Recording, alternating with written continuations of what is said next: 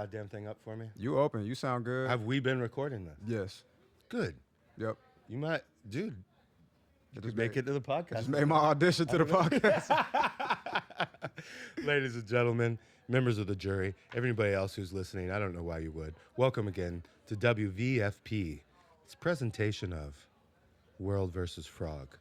Usually when we have a co-host in here, then it becomes the co-host versus the frog. It's not the world versus the frog. Maybe it's Heather versus the frog. It's Julie versus the frog. So, but today we have no co-host. That's why the comedy is going to lack.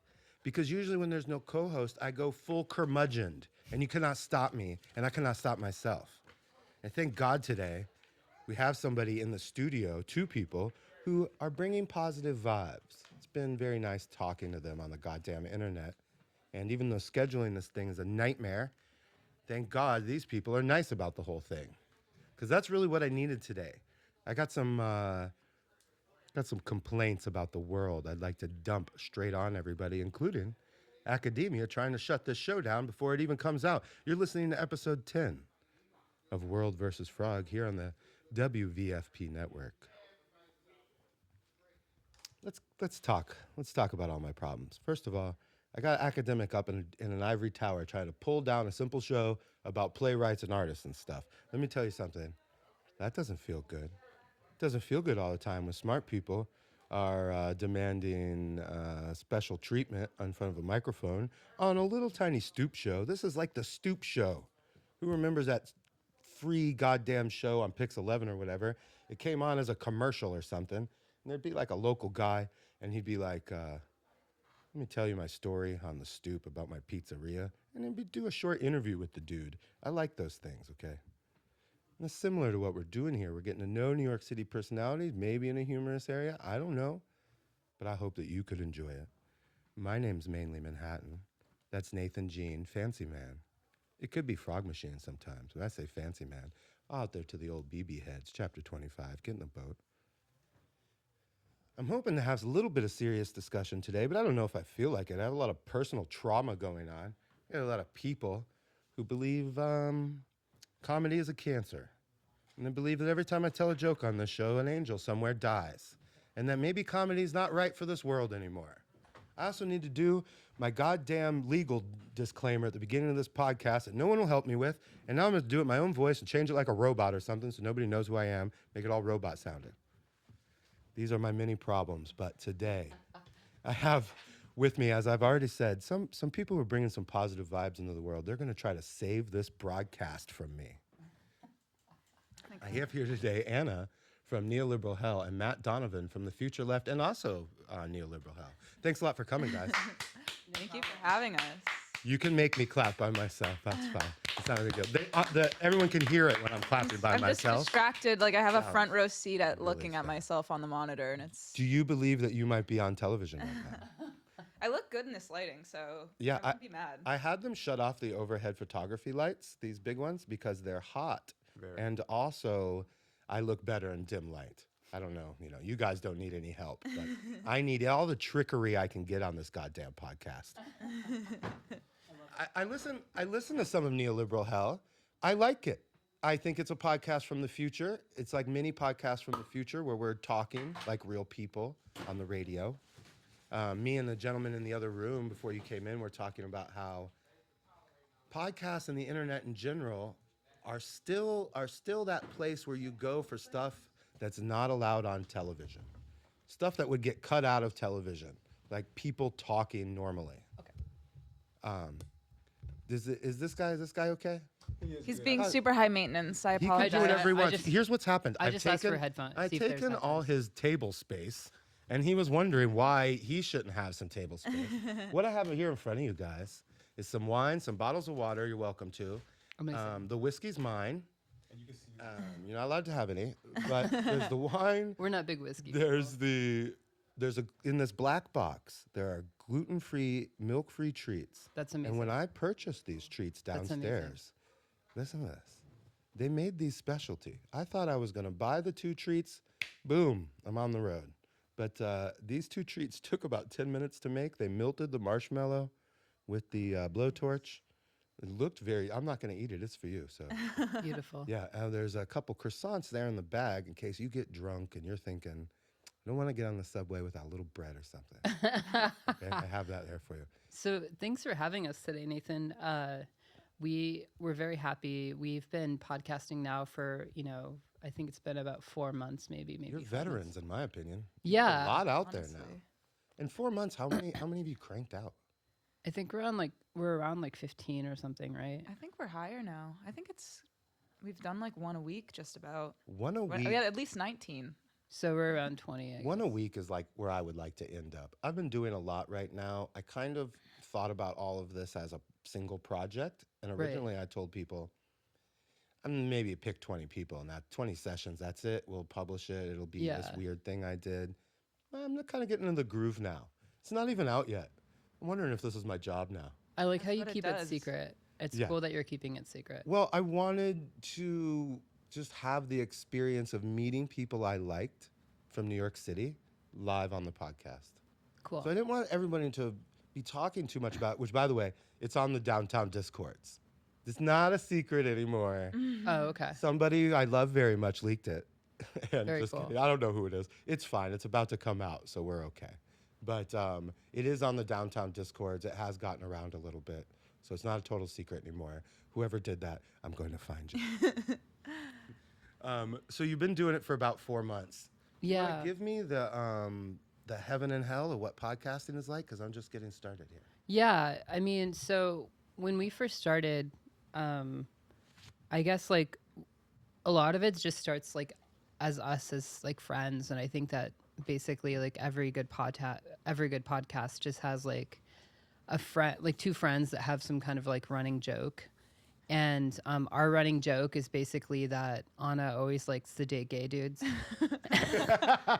And I think when people see this hat in New York, they're not sure if maybe I'm on the way to the bar on Christopher or not. yeah, you It's a might. popular thing. I would guess you're maybe a bear, Hey, I could be probably. Yeah. Probably make one if I wanted to. Cowboys are so gay coded too. So Oh yeah. Yes. in the best way. Did anybody It's do the that on horseshoe. It's purpose, the though? horseshoe. Is It's that the one of those things where like the academic leftists are all sitting around and be like, let's find a way to skewer the old conservatives out there in Texas. I know, pink cowboy hats. Yeah, take a good gander at that. You know? They've been gay since the start, but Yeah. Brokeback Mountain really. Well, geez, the Listen. 70s. What about the 70s? There's a lot of pink cowboy hats there, I think. I don't know. I think there's just like, there's like the political horseshoe and then there's like the gay horseshoe. Like the more the more gay you get, like or the more straight you try to be, the more gay you get eventually. And it's like currently like on the left we have like the dudes who are like the hyper masculine guys that are like lifting weights and like taking testosterone, We right? talk about this more than anything else. But the weightlifters are a popular foil right now and a subject, right? The Yeah. weightlifter guys in the Yeah. politics. well, yeah. like metrosexuals are. I remember that. Yeah, I remember Back in being the day. attacked psychically with this messaging. and now we have spornosexuals, Yeah. which are Right. Explain. That's what I was just sport talking about. in porn. Sporn. Okay. That's the origin of the word. That's yeah. the origin of This the word. also seems like a 70s thing to me. I see mustaches in there somehow. Yeah. No, I mean, the term is new. It comes from Mark Simpson, who came up with the term metrosexual. Oh, okay. But Back with a new hit. but basically he was saying that like the newest versions of metrosexuals are these spornosexuals, which Anna was just describing. And how would you describe them, Anna? Straight men who care a lot about how their bodies look, and so they do a lot of exercise and are buff and obsessed with their bodies. Yeah. Yeah, and so that's on the left side of the gay horseshoe. Right. So on the right side are these really hyper masculine cowboys who we want to assume are The some real ones? straight, sometimes, and well, we want to assume they're just having sex with men, but sometimes you're out on the range, you don't have a lot of options, and I'll just say that. It's true. There are urges and there is a life to be lived. Yeah, and there's no judgment on our podcast. We're speaking, to liberate a lot of different people and animals. Basically. I feel like I'm on your podcast. I'm on your podcast right now. This is like some weird mutiny. We're like, listen, let's go in there. It's our podcast. This guy doesn't know what he's doing right now. I think that's just what happens when Anna and I are together. We're just the team, you know. So you have the running jokes, the friend jokes. We have friend jokes, yeah. The other friend joke, yeah. I mean, You're hitting the current events, right? You're hitting the Yeah, topics? the cultural event. hit the Kind of. topics. The queen dying. kind of, Right. yeah. Covered that. Yeah, we do that a little bit, but we do a lot of like we're trying to like really talk about like what we think are cultural currents that are underneath all of these things. So we talk Right. about these things kind of topically, Yeah. but really we're bringing in these more long-term things that aren't being discussed, like transraciality. We talked about that. Okay. And we talked about Lorena Bobbitt, you know. Of course, like We're bringing Lorena Bobbitt back into the discussion. I don't know what I know why she's famous, but I don't know what the offending circumstance was. Was Lorena Bobbitt right? You know, can you guys just tell me right now? Was she on the Yes. right? She was. Okay, you cut it off then. yeah, Go and- for it, Lorena. yeah. I mean, the name of our episode for Lorena Bobbitt was "Ding Dong Ditch" because she threw the penis in a ditch. Of course. Right. I did that with a car battery once, and I want to apologize. Is that what you called it? A battery for the car? No, Was it a Lorena Bobbitt? was this a man? No, what I called it And was you the called his- energy you cube. called his I called it penis the the- energy cube. Yeah. I Lorena Bobbitt that sucker right into a canal in West Palm Beach, Florida. I Wow. feel bad. I bring that up because it's guilty. I should have done that. So the Poisoned your water. cultural current for Lorena Bobbitt is that right now everyone's talking about misandry, like whether or not feminism deals with this concept of like whether or not misandry is okay. And like Anna says, of course it is. Yeah. Right. And so basically I don't say whether it's right or wrong. I just say, hey, like we, typically, feminism is also for men. I say that. I take the incel position. Okay. And That is a position. Ding, ding, ding, ding. I take the incel position so Anna can take the upright, righteous queen Are you queen guys position. doing any of that? Are you guys just on the radio as friends? Or are you like right before it comes on, you're like, let's do this one gag? Are you guys into the thing? Or are you guys just What kind of is that? winging it? Well, What's the gag? no, like anything. Oh no, you guys come up we with are gags the before- gag. No. There's no. You we know what I don't like talk to do? about it. We are the gag. I invent gags and then I don't tell anybody. So Oh. I'm doing no. the gag and then everybody's kind of staring up at this monitor. No, waiting this for me is to this is stop. our life, baby. Yeah. This is our life.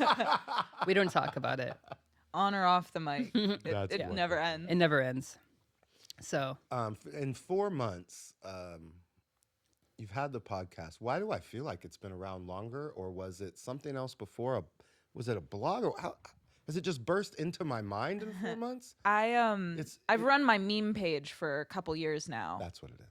and that's where the name comes Do you from. see what I did there journalistically? Yes, it was I brilliant. answered you I asked you a question I knew the answer to, but I've been accused a lot lately of not. wait, letting- why would you explain it though? Because the You're audience. not supposed to explain it. Well, I know, but I'm doing it because also we're like real people here. I just want to let everybody We're know. not real. We people love I am here. we love like learning- talking about podcasting while I am podcasting, learning so- this. This is the main complaint that's been of me. I'm just telling people stuff. Like I'm just telling you, the name of your podcast came from your meme account. Next question. So I just tried to. I won't point it out again, but I feel like I did a good job there. You did. You did. That's Okay, it's the last time I'll. Talk Back, about it. we- I'm not like shopping for compliments here or anything like that. But okay, so before this, you had the meme account, which I'm obviously aware of. Yes. I've been running my meme account for a couple years now. Was sort of post like I don't want to say post pandemic because Post- the pandemic's well, still happening, but yeah. it was a lot of people started doing stuff like this during the pandemic, and I became aware of you probably during COVID. Yeah. and I guess I'm a professional shit poster first and a professional podcaster Okay. second, but I also have- it came naturally, I think. Yeah, from shit posting to podcasting. Yeah, it's the pipeline. I believe I have invented a genre called schizopoding. And I don't do it all the time. I did it in a couple episodes. I went crazy. So you before- haven't heard of Schizotopia? No, why somebody That's somebody a did it already. podcast. But is That's it schizo? Is it it's schizo posting on it? Schizopod. Now I didn't invent it. That's it. Throw it out the door. Now I never Yeah, want to hear it again. call out. Let's give a shout out. That's it. No, you have to. I've heard you yeah, you invented should have this. Schizotopia pod on Let's the have. pod. Well, I'll have you on the pod, Schizotopia, but let's do a schizo off. like when the kids dance at each other in high school movies. Let's have a schizo off. Mommy. I don't do it all the time though. What I was hoping was that younger people would hear me being totally arsler on the radio, and then they would take the opportunity to develop what was that. the arsler you posted about? Oh, the recession? Yeah. We're talking I'm about the saying recession now? insular for Nazi now, which I don't think is a nice thing to say because I can see everybody. I'm Jewish. Yeah. Well, we would never say anything bad about So it. you have the insular It's Rosh pass. Hashanah, so you're... The new year starts tonight, everybody. I've actually been invited to the Rosh Hashanah dinner by the current GF, but I'm not going because that's a little. The current GF? Really? It's a little involved. So you're- it's a familial. So you're event. you are Metro. Well, you're a Metro cowboy. Well, I live Upper East Side adjacent, and so Does that mean you're gay automatically or what? maybe. No. I'm hitting some categories. You're in the crossing Delancey range of being in the Upper East Side Jewish zone. Basically, is what you're saying. Yeah. I live Upper East Side adjacent, so I date who's available. Lots of Rosh Hashanah dates tonight that were available on my Really? local Lots. dating podcast. I'm just kidding, dating. Jesus Christ. Damn. This girl's not dating me anymore. This is why so many incels exist, because men like you are just taking over the dating of the whole I'm East taking it by Side. storm. Upper East Side. Damn. It's like January 6th all over again, but you're just taking over all of the girls. I'm crashing in. Colonizing the Upper What do you East guys do about personal relationships when you're on your podcast? How do you? We try to limit them. People in your life, they don't really want to fucking be involved, right? Oh. Like your personal friends. Not you. You guys are personal friends, but do you have other personal friends? Because, like, let's say this: you guys know each other. You get together on a podcast. You're just kind of shooting the shit. You never like fall into like gossiping about a friend. Then you get to the end of the podcast and you're like, Oh, we we just cut it all out. We cut it. No, we don't. That's why our we don't deal with podcast any of is it. such a total mess. It's because we're shit talking 24/7. We have to. Right. We actually record like 4 hours, but we usually get the episodes Yeah. down to about 45 minutes because 3 of the hours is just us talking shit. Yeah. really awesome. I don't want to edit any of this. I'm trying to do. My first 6 episodes are a shit show of batteries dying. By the way, studio I think you failure. should video it because Yeah. you have this. I know it's wildly expensive though, Matthew. Oh, that's additional. You have to pay for that. yeah. Oh, sorry. So we're in here on the entry package. Oh, sorry. audio I didn't entry know. I package. assumed That's because okay. they were here. We're gonna talk about working class shit too, probably. Let's talk about being working class kids in the city in a minute. Yeah, But, totally. So I'm just asking you because I've had a problem on this little podcast talk. I've had a problem on my podcast where me and there was other people on here who I know personally. We tell stories about our friends. I send it to said friend, hey, a mic checked you. And they're like, cut me out of Yeah. entertainment scenario. Everyone wants to be cut out a lot of times. Well, Yeah, I don't that's- know how to be a real person and stop kind of bringing my fucking friends into it. I Yeah. have a real problem, Matthew, that I don't know if it's solvable or not because You just I'm don't just bring your talking. friends. Don't bring your This is an elevated platform. Yes. You're supposed to bring in. You're supposed to think about things outside of you. You know, the more you center yourself, the more like this is the issue with identity politics sometimes, right? Yeah. Like people make it all about their identity politics, and they confuse show's the about- personal identity with the social and collective identity that exists of being, Yes. for instance, a Metro Jew from the Midwest. I'm not gonna like say I can speak for all the 7% Metro where like are you 7 for from Jewish. in the Midwest? Oh, I'm from Normal actually. Illinois. Yeah, Normal, Illinois. Yeah. See, I've spent some time in the Midwest. You have. We'll How did you come know? Back. Well, I spent a lot of time in the Midwest. I went to undergrad at a no-name state school in Minnesota. So you're not LARPing with the cowboy hat. You're, you're actually it's cowboy. not a coat. LARP or an identity thing. I'm just having a good time. It's hard for people to understand this. I spent the summer. I think you should keep it. I'm wearing a beret, so I can't talk. Yeah, we're old-timey hatting She it. up in speaks here French right though now. and has lived in France. So. Okay, so there's something. Do you She's say se- that she- to people? Hey, I have this beret, she's but I've been severed- to she's France. I have the beret pass. She's- to all you other art hoes. She's this- Yeah, this- yeah, this yeah. She beret- says French as I am Jewish. She's like 7%. Okay, hey, that's a lot. That's a lot. No, maybe the hat's good for podcasting because it fucking throws people off in here, but that is not why. No, I'm you wearing have to have it. I feel like. it. Really? Yeah, if you just come in You're with your. fucking my identity all up here. No, because I now- feel like you have to have It's a it. staple. I'm I was sorry. thinking that this is how long it was gonna last. Yeah. I get drunk one night somewhere, a 169 bar or something, and I drop it into the sewer out front, or I'm in Soho or something. I drop the hat, and then that's the end of the stupid gag. Just like the Yeah. battery. Yes, just like the battery. Everything goes in the goddamn ditch in my life in the end, but not you, sweetheart, if you're out there. She's obviously a generator. yeah. Well, so do you she's mind praying. answering the personal question then? Like you just You told can me. ask us personal questions. Well, you just yeah. said you don't, but I just want to let you just ask, like, I don't are think- you single and do you want to say if you are or not?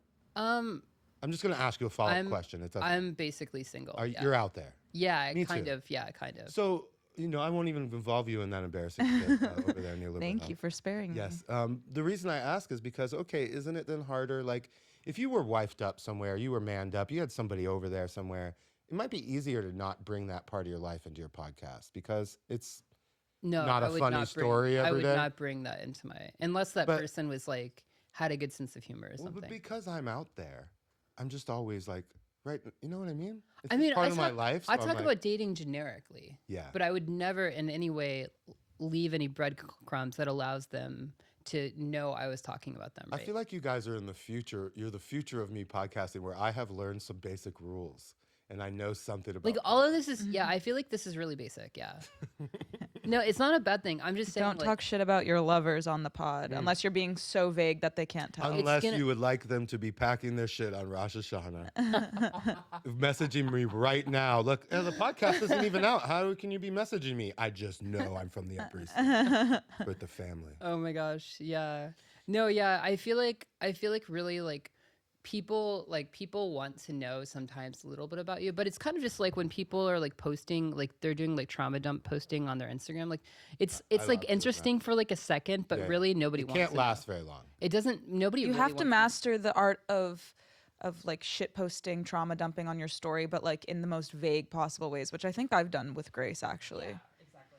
I often just put right up Yeah. the things I'm complaining about. I also took several businesses and theaters to task in one of these episodes. Yeah, I attacked several large movie and theater houses in New York, which I made the whole episode about the things I didn't like about the theater scene. It wasn't even necessary. So I'm still going to put it on the internet, but I think it's a little curmudgeon-y, even though I'm kind of doing that kind of thing. Yeah, totally. You know? Yeah. I'm kind of living large out there. When I have a co-host, oh, the co-host chair is not there. That's fucking weird. When I have a co-host, the show is better for the audience. Yeah, I think exactly. they like the co-host. They like the dynamic. I often pitch this as an odd couple thing. And what Yeah. I mean by that is the other person's normal. That's the odd couple. Mm-hmm. It's not like Wait, political. which between Anna and I, who's normal? Who's the oh. normal one? Oh, I don't know. I want to say her because she looked at me like, You better say me. what's normal? What is normal? Deviant? I'm so normal. Yeah. I don't really know. I don't think that you guys are doing that kind of odd couple. okay, That's my okay. odd couple. Okay, gotcha. Yeah, gotcha. that's what Not I'm ev- getting paid for here, not you guys. Oh, okay, You got it. guys are doing the we're smart people and shit posting at the same time gig, right? Well, mean, no, you're Matthew's the smart folk- brains and I'm the blonde bimbo Okay, you're by his kind side. of doing an odd couple then, right? I don't Oh, know. so would Anna be the like normal one then? In this well, semester? not the odd couple in my sense, the odd couple in the classic sense. Oh, The odd couple in my sense is somebody comes in here to look at me sideways and wonder what they're doing with their career. oh yeah, we're doing bimbofication and madness together. That's fine. I'm mad. She's hot. Hotness and madness go together perfectly. How much has being a chick really drugged down your career on the internet? Boy, people hate that, don't they? Oh, they hate it, see but there's they a love girl it. there? Yeah, it's it's the both. only It's reason I both. have a career, but it's also my downfall. It's Yeah. the shtick. It is. They're all it is coming the to see shit. the girl, and then they're hitting the complaint button. Yeah. Yeah, They're that mad, seems- but they're mad at me the same way that like the right is mad at AOC. It's because like I'm annoying, Yeah. and they want to fuck me. Let's get into the concept of neoliberal hell a little bit, because I think I'm gonna have a lot of viewers that might not necessarily know, even though you're fucking famous people. Maybe somebody came to this show and they don't exactly know what the hell's going on. We always have to say that we're the #1 podcast in the Cayman Islands Nice. because That's true. this This is true. this is true. We're It's we're true between enough. we're between 1st and 10th depending on the week, but Nice. and of course that's Which bankers are there listening Exactly. and it's just I mean the irony is perfect, isn't it? It's like that's literally to you? That's a really neoliberal funny hell. factoid. It's literally neoliberal. It's our hell. Peter Thiel money is coming from the Cayman Islands. One of my obvious taglines of this show is that Peter Thiel has yet to give me any money.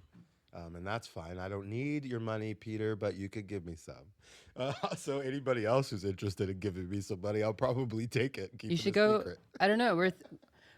You should Going to also Miami? you should consider Soros as well. You guys don't do? Are you guys joking, or no one knows in the scene anymore? Don't answer the question, because down here downtown, everybody's accusing each other of taking money from billionaires. Everybody's screaming at each other. I think there's probably more money. I don't in need Soros, a billionaire personally. to give me any money to spew right-wing propaganda. I don't know why the hell. I guess what I want to say is I would have thought that these billionaires were a lot smarter before I found out what's happening here. Like, I would have been like, Peter Thiel seems like a smart dude, but now that I find out he's dumping money into the downtown art scene, I'm not sure, Peter. But how what much you're money really is doing over there? right? But how much money is he really dumping? And also, Probably not, He's right? dumping. He's also dumping money in a lot of different projects. He's doing. This is usually a silly thing, that conversation, right? Some people have taken some grants from him and his foundation. That's about as much as that goes. No. There's some. I mean, there's some merit to it. There's but some like, story there?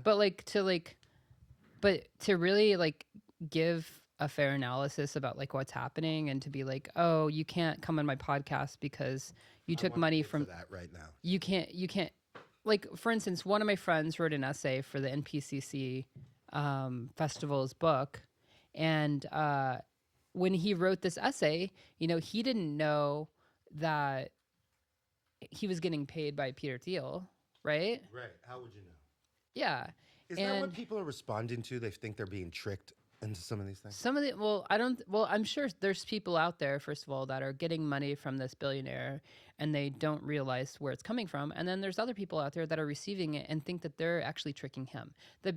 Right. Trevor Yeah. Trevor Brazil and like these people. Trevor Brazil basically like was joking about like how they're getting all of this money, like how he was paying black people to make art, basically, and there's Like Andy Warhol.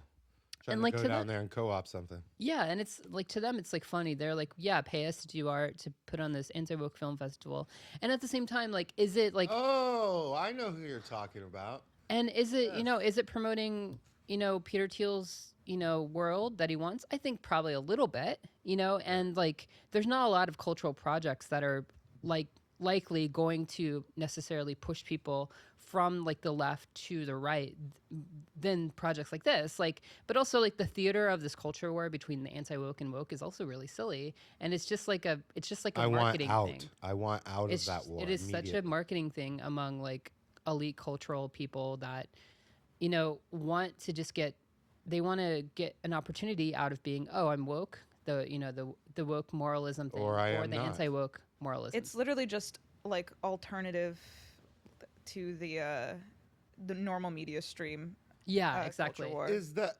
right? It's our own new. This is our CNN Fox News. That's Exactly, Right. It's like and the we- DSA kids versus the frogs 10 years ago. Invent your own dichotomy. That you see on the TV news, except you're young people. So you invent it in New York City against each other, but it's really kind of the same. This is why I was saying you can take Thiel money or you can take Soros money. Who cares? Like, it doesn't matter. Right. I don't care who does it. I guess if I want to put my shoes in the feet of the consumer, it would be, I guess I would want to know. I don't know.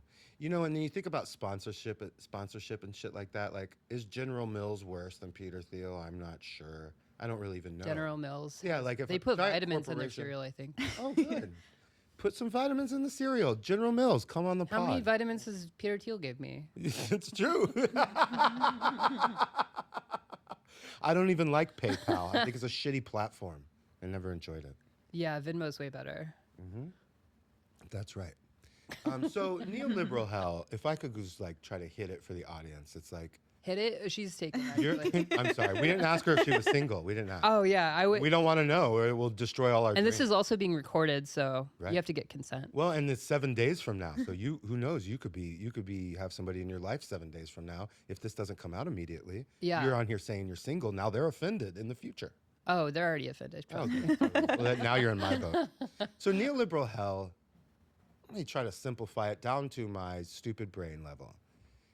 It's for people who may in the past may have been Democratic voters, but now they are discouraged from joining the Democratic Party because they have just what's become too many complaints, really. And you're not ready. Are you ready to run off and join the right, or you're here to reform, or you're here just to be angry at the liberals? How does it all shake out? I don't know if these are Democratic voters necessarily. Oh, I'm wondering. But in the past, they may have been the kind of people who were prospective. Some of them might be. I'm an ex-Bernie bro for sure. Okay, that's kind of where I'm going.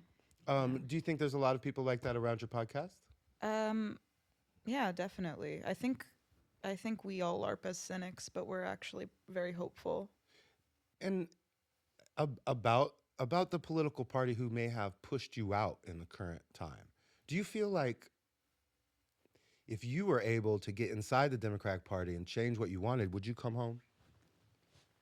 Is because Bernie's kind of sure, but I don't see the Democratic Party changing Me neither. into what I want it I'd to like be. them all in prison. But I have when I'm asking you these questions, I'm also thinking about myself.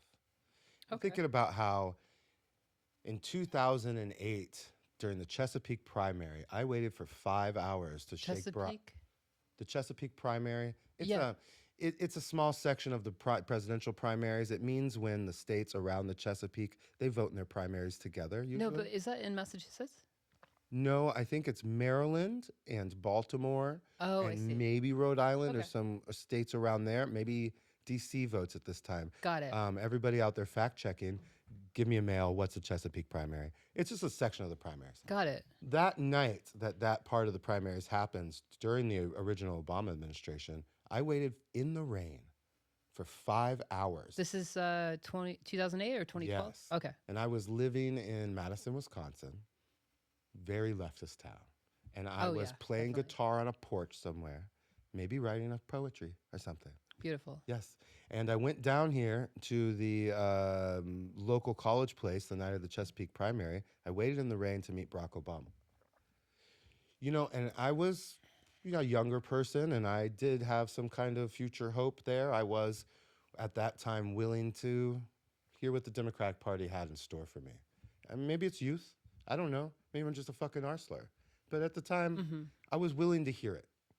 And that dream quickly was washed away by some kind of bureaucratic nightmare that the Democratic Party, in my opinion, has become. And I am kind of the position that if things were different, I guess I want a Democratic Party in the world that I might think about joining. I want an opposition party, and I thought when I was a kid, I thought the Democratic Party was kind of like that. They were kind of the opposition party, or at least seen that way, to the corporatists in Bill Clinton's first election when I was a little kid. And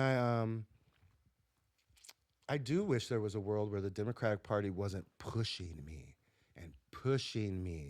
out and away. And maybe one day I land in the lap of a crazy real estate person, and that's Who's funding the primary probably? probably. Yeah. And and that's where I am with that. That's my interest in neoliberal hell, because I feel like a person who We're caught in the midst of a neoliberal hell while we're trying to look for a way out. yeah. We're in this. I mean, we're in this as people that want change, and that wanting change, it creates a trap for us. Yes. 'Cause You in one become a reg- reformer. Yeah, Isn't that the trap? Yeah, that's part of it. Yeah, because if you want change, it's easier actually to be a complete cynic, I would say. You might jail me with that, officer. A I'm not passive sure. what we can talk about the two types of nihilism, right? So there's the passive nihilism, which is I think what most podcasters are. They're passive nihilists. They've went You can't see I'm raising apolitical. my eyebrows. I'm raising my eyebrows a lot at Matt right now. So basically they've the reason we go to media is because media is where we can voice our cynicism, right? And we no longer want to take place or take part in the actual mechanisms of change, right? So we've retreated to media, right? And so in this case, the passive, We the viewer, we the podcast creator. we the passive nihilist podcasters. So we've become Damn it, so he's cynical. right. So we've become so. I'm not saying this is us. I'm just saying that this. Oh, is it's you too, baby. We're all in this together, buddy. The arc is just starting here. Yeah. So the passive nihilist is the person who has given up completely on the idea of change, right? Right. But in that reserved state, they can take on opinions that are really extreme, right? And this is Right. like how shit. Because you've culture- exited the idea that you're there to help change. You've exited the vampire castle. Yeah, exactly. And so, but at the same time, there's this other idea that most people don't talk about, but Nietzsche had two forms of nihilism. The second type is called active nihilism, right? Right. So Active and reactive. active and passive. Active and passive. He gets down and dirty with the word reactive a lot, which means something totally different now. I'm not familiar with that. It always fucking confuses me, but go ahead. But and there might be, I don't know, I've never heard of that. But the active nihilist is the person who is cynical, who knows that the history of the Democratic Party was that it was co-opted in the 60s and late 70s by the corporate mechanisms away from the labor, the labor mechanisms that were actually connected to working class people, and then turned into a technocratic body, basically to churn out appeals to the middle class in America. And now they're trying to stop this podcast every time I go outside. And and so we remain a part of the cynicism who also does want change. Anna is very connected to the Palestinian freedom movement. I'm connected to the metrosexual freedom movement. Right. And we're doing a lot in our respective worlds that we're actually connected to this. We do have some. There's some sacrifice in actually believing in something, which I think most podcasters don't, and they just want to become comedians. Well, you know what? I'm not going to become a comedian. That's really clear from these last 10 to 12 episodes. That I don't if think I could feel become a like- comedian. if I'm not actually funny. You're You either want to born talk? or You want to flirt. talk about how much I hate comedians in New York City right now? But we don't want to do that. It's so dark. And Have you I'm guys so ever been annoyed. to a party with all comedians? I've been to a party with one That is comedian. another and version that of was hell. enough. I've That's- never. No. Okay. Somebody's let's telling you do a it bit. right now. Everyone's telling you a bit angry. every 5 minutes. No, I can't handle that. Especially. I when mean, it I've comes been from I've been to plenty of parties with plenty of memers, and it's a similar phenomenon. Actually, no, the memers just stand there in the corner awkwardly and twiddle their fingers. Here's the problem with the comedians. Here we go. Does anybody here identify as a millennial? I'm not trying to guess your ages. Do you identify as a millennial? Maybe you feel like you're on the edge. I feel like you're on this the whole edge. identification. No, I want to know because I'm, I'm about Gen to. Z. I'm young. I know that's what I I figured. identify as Gen Z personally. Good. yeah. Good. This is another one of those podcast things where I knew what you were going to say, but I'm just asking you for the audience's edification. So we have two people who are not millennials. Yeah. Let's Matthew's- open I am the a can of Matthew's, whip ass. Matthew's a millennial. I am a millennial, but I identify as Gen Z. Let's open the can of whip ass on millennials right now. I identify So as a sick of this shit Gen all the time. Xer. Yeah, no, that would be better. But the millennials, not only are they hostile to internet art and internet culture in an extreme way, which has always terrified me, they also ruin stand-up comedy in a way. And in my opinion, it's because the millennials came into the world with this weird thing that the boomers were already trying to project, which is that comedians are our wise men. And the millennials grew up in this age where stand-up was really popular, and all of these people believe that the comedian was the wise man. They're here to tell us that the therapist. And then the politics happened in 2016, and comedy and stand-up comedy was never funny again after that. Wait, when did politics start again? 2016, the politics happened. It was a giant bomb in New York City. Let me tell you, in 2015, That was doing the real 9/11. that was the real 9/11. I don't, New Yorkers, I apologize. that. You I know love that's that. not true. But, in 2015, I was doing art shows that hadn't have a care in the world about politics. 2016, boom! It was, you must have a political opinion at the time. Right. But when the political Hiroshima happened in this town in 2016, something happened to that millennial stand-up comedian, and he transformed. He didn't just believe he was the wise man of the generation. These people transformed into political entities, and it has never ended since then. I go to these. Are we talking about trans people? I go to meme accounts like hers, and I laugh my ass off. I can name a bunch of other ones, but I'm not name dropping you for free, everybody. And I go to meme accounts, I laugh my ass off. I go to stand-up comedians accounts, and it's all politics, and it's not funny. And that is a real thing that's happened in this town, where the comedians of a certain age stopped being funny years ago and became politicians in a way. And I think that memers have filled that void. There you go. I just dropped the whole thing on you. I think there's a lot of memers. I think I'm the Chappelle of my generation. You could be. You could be. I think you guys are a lot funnier, and you've never done any stand-up, right? No, never. Neither have I. It's way easier to be a funny asshole on the internet than it is in real life. I think I would. Well, I've agree. bombed in here a couple times, so let me tell you, it's a real thing that can happen. You ever bring somebody on your show, doesn't want to laugh, bombs your fucking show? You ever done that? Yeah, we had this Irish guy on that wasn't very funny. Well, I don't know what I'm not like I said. I'm not seeking to be a stand-up comedian. I have a problem with that. He was a potato puff for sure. Okay. Do you know that Irish slur? Potato puff? No, I've never heard that before. It means a gay Irish man. Is it in Finnegan's Wake? Is this something I missed from? Yeah, exactly. Right. Exactly. Yeah, yeah. This- James Joyce had all invented so many slurs. This is why Ulysses was banned because of potato puff. Because well, there was lots of slurs in there. What were the other ones? Do you remember any of the other goddamn ones? book. Some words I can't say. I believe that book was Clover? banned in America that one. because he What was it? invented. Clover. Clover like sounds like like it would be like I think it's cute. yeah, it's cute. Yeah. Is it like one of those Australian things that's meant to really insult you, but it just sounds like fun? Like they Yeah, I have these mean, curse potato words puff there? is kind of that, right? Yeah, It sounds like a nice treat. right. But somewhere, someone's mad right now. Yeah, because it's like basically an Irish twink. Let's talk about everybody being so fucking angry on the internet all the time. Neoliberal hell, I kind of get the backlash you get. You're kind of out there. You're like, you're a memer. You're kicking garbage cans over and shit.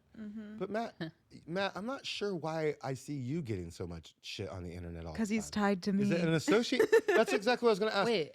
Before I knew you were coming on this podcast, Neoliberal Hell, I had a question for Matt. Like, why the fuck are you always you put these things up that you're responding to, and people are just trying to kick your head in? I can't figure out why derision is coming your way. Oh, I mean because It's because of her.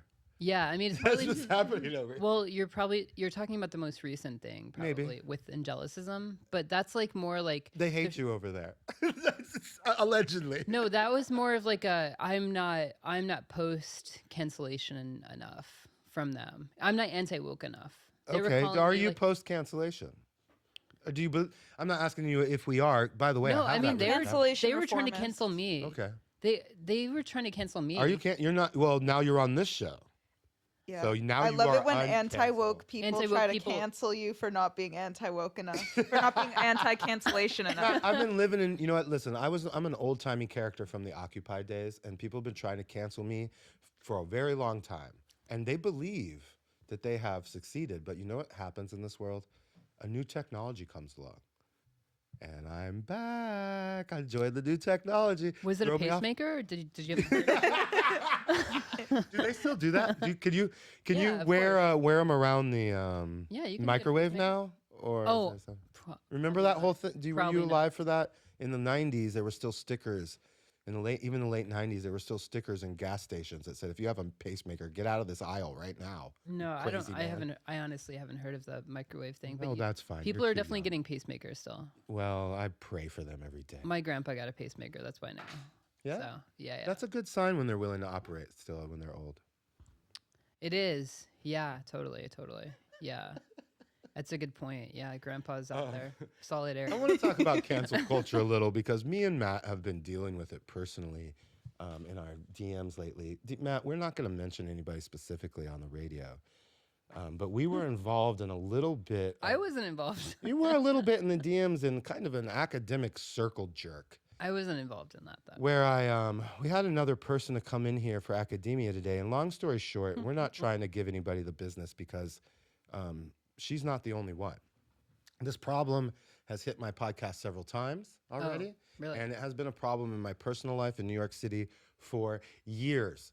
And I want to know why the academics keep coming down out of NYU and out of Yale and out of fucking wherever they're at City College or wherever, somewhere weird.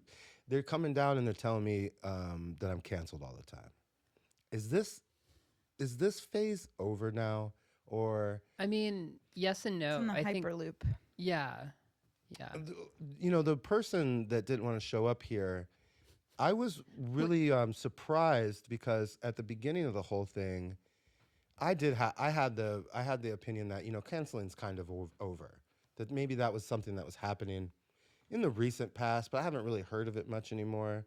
But this situation was a window for me into a large group of New York City academics who told me their opinions. And their opinions were cancel culture is very real.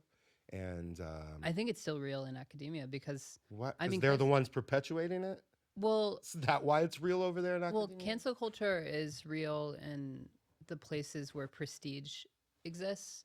So basically, like, it exists in academia, it exists in like media, in the media, it exists in the corporate world. It exists anywhere where like there's prestige. Like when you get canceled, what you get canceled from is like being a part of this Some sort of institution. some institution, yeah. And if you pose cancellation, you know, exists for a lot of people, and that's why I say the anti-woke and the woke thing is kind of silly because basically most working class people, most people who are like people of color or people that, you know, are not in any way like Institutionalized or have a job. automatically institutionalized by their status of being born into a rich family or being middle class or whatever it is. Yeah. These people have always been canceled, and the history of cancellation goes back to. Is this why I'm the so bitter? canceled class. Because I come from a lower economic status, and people in academia who usually come from a higher economic status are always telling me what to say on the goddamn radio. I think I'm starting to fucking flip out. I'll be honest with you, man. We're at that point in this podcast where I'm. if you want to find the place that's outside of the anti-woke and the woke thing, you do have to contextualize things.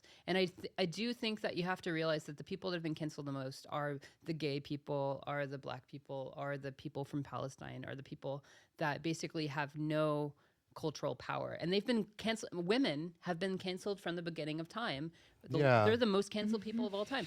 And that's and yes, women, we love you. So like you have to contextualize cancellation within its history. You can't just say, okay, I'm a white man, I'm being canceled. But can we not talk about the relationship in New York City between academia and the arts? Because that's where I see the cancellation coming from. And I know that the economic system, Matt, I see what you're saying. It's not just about economic, it's just social the capital. original canceled people are those without agency. Is that kind of where you're going? Yeah. I understand that. People without agency come on the pod. But what I'm trying to get to more is a specific situation that's happening in New York City that I felt like was in the past. And it just is not yet. It really is not. And there's no such thing as the past, though. Oh. Because, like, well, because well, okay, I'm with you, baby. No, I'll be there with you. No, like the cultural. You're talking about the cultural past. Like, people are still living like it's the 1980s in the South, right? They're like, watch out now. I'm from the South. We didn't even get there yet. No, you mean like in Mississippi when I drive? Culturally speaking, like the South didn't integrate until like the late 1980s. Oh, right? you're right. And so, in a sense, that means that, you know, the ways that we talk about racism within the South, the cultural South, is a different culture than we talk about it in the North. This is what I'm getting from you, Matthew Donovan. I shouldn't worry about my cancellation. Is that true? You're kind of like, I'm asking you about myself and what you're kind of saying. Oh, yourself. Yo, dude, you live on Upper East Side adjacent. Don't worry about your stupid podcast. If you're being canceled now, you probably were canceled before. And it has nothing to do with who you are. Yeah. It has to do with whatever approximation to prestige you're trying to seek. And basically, you're getting rejected from... I'm getting rejected by prestige. From prestige, and who cares? Who cares? Exactly. The show cares a little bit. I'm attempting to do a thing here where I'm not saying I'm bringing people together. That's a little much. But I am doing a New York City kind of thing that wants to profile people not despite their politics, but if they're in politics, meet them where they stand. Right. That's what I'm doing with you guys today. This show might not necessarily always talking about all this. You're like a taller Joe Rogan with a cowboy hat. Yeah, exactly. I'm taller than Joe Rogan? Okay. Write it down, baby. If you want to know if you've been... Is that true? Do you have any idea? He's like really short. Yeah. But to ask... He looks little on the internet. No, he's really short. Joe Rogan, come on the pod. You were asking me if you've been height. canceled. Can you answer one question for me? No, I fear that there's a gathering storm before the show even comes out. Right. But okay, this is going to change the public's opinion on you. Have you been pegged before? Have I been what? Pegged. There's a couple questions here. Is this a sexual yes or no? question? Yes or no? Have you been pegged before? It's a sexual question. Yeah. No. No. Okay. Have you been to therapy? I went to one therapy session as a child. Okay. What's your relationship like with your mother? She's dead. They're all dead. So this. I'm not kidding. I'm not Jim Morrison you like he did to the Rolling Stone. My mother passed away. I'm sorry. From brain cancer I'm sorry to hear that. just before COVID began. Thank you. Oh, I'm sorry to hear that. You know what? So these are the questions. Had it been a couple months later, they wouldn't have let me in the room.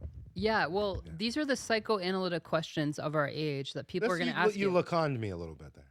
No, this is like how people psychoanalyze you and like determine whether or not you are up with the feminization of the public sphere, right? Oh. Like, are you okay with women is like the ultimate question. No. Well, I don't know. I'm often trying. I'm often trying to reach out to them, and oftentimes they have things to say that is not pleasurable for me. I don't really know. I interact with women a lot. Well, it's probably difficult as a metrosexual man. Yes, I'm here in the city. I'm wearing this stupid hat, and my percentages are dropping as you look at me. Your eyes travel up my body, and the percentages are dropping. You get to the top, you're already at no thank you. Exactly. I'm gonna take a break and go to the bathroom. Now that Matt's gone, I have a song I'd like to sing with Neoliberalhell. I've written this whole song. I'm hoping you'll do the falsetto too. I'm just kidding. I wouldn't do that. Although I can hold a tune. I sing a lot of songs on here. I like to sing to the co-hosts because they deserve it. I have a whole list of things to talk about here. While Matt's gone, let's talk about him. Let's go for When it. when this was originally scheduled, I received some of Matt's writings. I looked at a lot of what Matt had done on The Future Left, and I made a whole plan about the things I was going to ask. But that was weeks ago, and I just don't care anymore about a lot of that stuff. You don't care anymore? I mean, I'm out of kind of the zone on some of that stuff. I have like different questions now, you know what I mean? Mm-hmm. I don't know, it's weird. I did all this study for this, and now you're here, and now me and Matt have I a had different- literally no idea what I was walking into. What do you think so far? Pretty stupid, isn't it? It's fun. I just like the set, honestly. If you said something rude, I could have used it in a promotional. This is the worst podcast I've ever been out of my fucking life. Let me see if I got anything it's on a here. real studio. I mean, Oh yeah? yeah. This is how I empty people's pockets. Welcome to the last podcast at the end of time. Here today, I'm complaining about academics trying to stomp my goddamn heart out. That's all I had. I drew a little picture of Jesus. Cancel culture is fake. You just don't. Well, why do they keep mailing me legal? Here's the deal. All right, I have here's no the idea deal. why. I don't know, I don't about know cancel anything about you. culture. How did you get canceled? What did I'm you not do? canceled, but here's what's happening. It seems like I'm being canceled by the IRS for not paying taxes. So how many years has it gone on? I can't disclose. You should. That was a joke for legal reasons. That's fine. I don't give a shit. But you know, I've had my own battles with the IRS because I'm a tax resistor. Yeah, fuck taxes. Well, you know, you ever read any like the old Quaker and Mormon stuff? Like they're the original tax resistors in this country. Not really, but I do fuck with the Quakers. I think They if you go out west, they're always on the street giving out pamphlets, and in the pamphlets a lot of times are pages of people who've offered themselves up as testimonials who don't pay their taxes and they're on the run. Oh, that's And awesome. so last time I went out west this summer, there was, you know, I don't know, an evangelical standing in Taos, and they handed me a thing, and it's got like 10 people in it who refuse to pay their taxes. I am pro not paying taxes if you're not like a billionaire. What do you think the floor on it should be? In my opinion, there's a floor to a percentage. I agree, but I don't know what that floor is because I'm like economically That's fine. R-worded. I'm R-slurred as well, but I still I shout can't. things out. The reason I don't do taxes is because I don't know how. This really. is what I think. I think that anybody making under the mean, maybe anybody making under 20% less than the mean in this country, the median, I mean, should not be paying any more than 5%. And I mean not just income tax. I mean gas tax, retail tax, state tax. You should have a little card if you're a poor person and you swipe it every time you buy something. And when your tax hits 5% of your last income, you know, you made $8,000 last year. When it hits 5% of that on that little card, you ain't pay gas tax no more. You that hit a sounds top. like a good system. That's it. We figured it out. We did. You can see that I like that subject. I don't think the IRS should really exist for anybody who's not rich. Well, they always come after the people that are, like, sort of like lower middle class. course That's they like do. the most. If you see the IRS prosecuting something on a rich person, that's political. And Yeah. otherwise, they don't talk to rich people. The rich people phone ain't ring. Yeah. You know. Besides Shakira So- solidarity. or I don't know. What did Wyclef what did Wyclef do to get in trouble? I bet there was some political stuff there, right? You know what I mean? The people from the past. I look at the past sometimes. I look at the Bush administration and I look at all the people that went to jail, like the Adelphi guys, the Adelphi Cable. They're like 80 years old. I look at that sometimes and I think, this doesn't seem like a normal prosecution, a lot of these things, because yeah, the rich people did something wrong. That's a given. But they're only going after certain people, right? So whenever it's a rich person, I think it's political. And I can't get that out of my Who was Ghislaine Maxwell trafficking children yeah, to? nobody cares. We don't know. Nobody gives a shit, right? You know what's hilarious about that is you got the guy. I don't know because I'm not a sports guy, but there's Me neither. So yeah, it's okay. We don't care who it is. But there was somebody who's a head coach of a Northeastern sports team who got in trouble in South Florida for getting a hand job in a massage parlor. that's the Patriots. I'm from Okay. Massachusetts. Okay. So that guy, technically a that New guy's England going to go to Patriot. jail because some prosecutor somewhere hates him over a hand job. But whoever Ghislaine has in there, Maxwell, yeah. we don't find out about that. Yeah. We know about this guy's hand job. And that's just because they're after Tom Brady for deflating those balls. So we know it's all political that way. Well, I think the political prosecutions are getting simpler and simpler. Like people are getting braver and braver. The Democrat states have their own AGs, and they feel that now they can prosecute maybe bigger fish than in the past. And next, what's coming is probably the Republican AGs, and they're going to be prosecuting people at a higher level. I see that shit escalating. I don't know about you guys. What You're do you talking think about cancel culture, like being part of we're- the well- legal world. Well, we were talking about who the IRS focuses on and maybe who the Justice Department focuses on and why. And my what I said when you were gone. regarding taxes. Yeah, what I said when you were gone was whenever I see a rich person being prosecuted by the IRS, I think it's political because otherwise they leave rich people the fuck alone. You know, usually they're coming after like restaurant owners who are drowning in the misery of debt at a pizza parlor. You know, that's who the IRS goes after. So whenever I see them prosecuting a rich person, I have to wonder, like, how come the rich people going after the rich people? There must be some kind of political friction between those people. What do you think of that? Is this a cynical point of view? I mean, I don't No, you're know the red-pilled. specifics. Is Yeah, that a red You're pill black thing? pilled.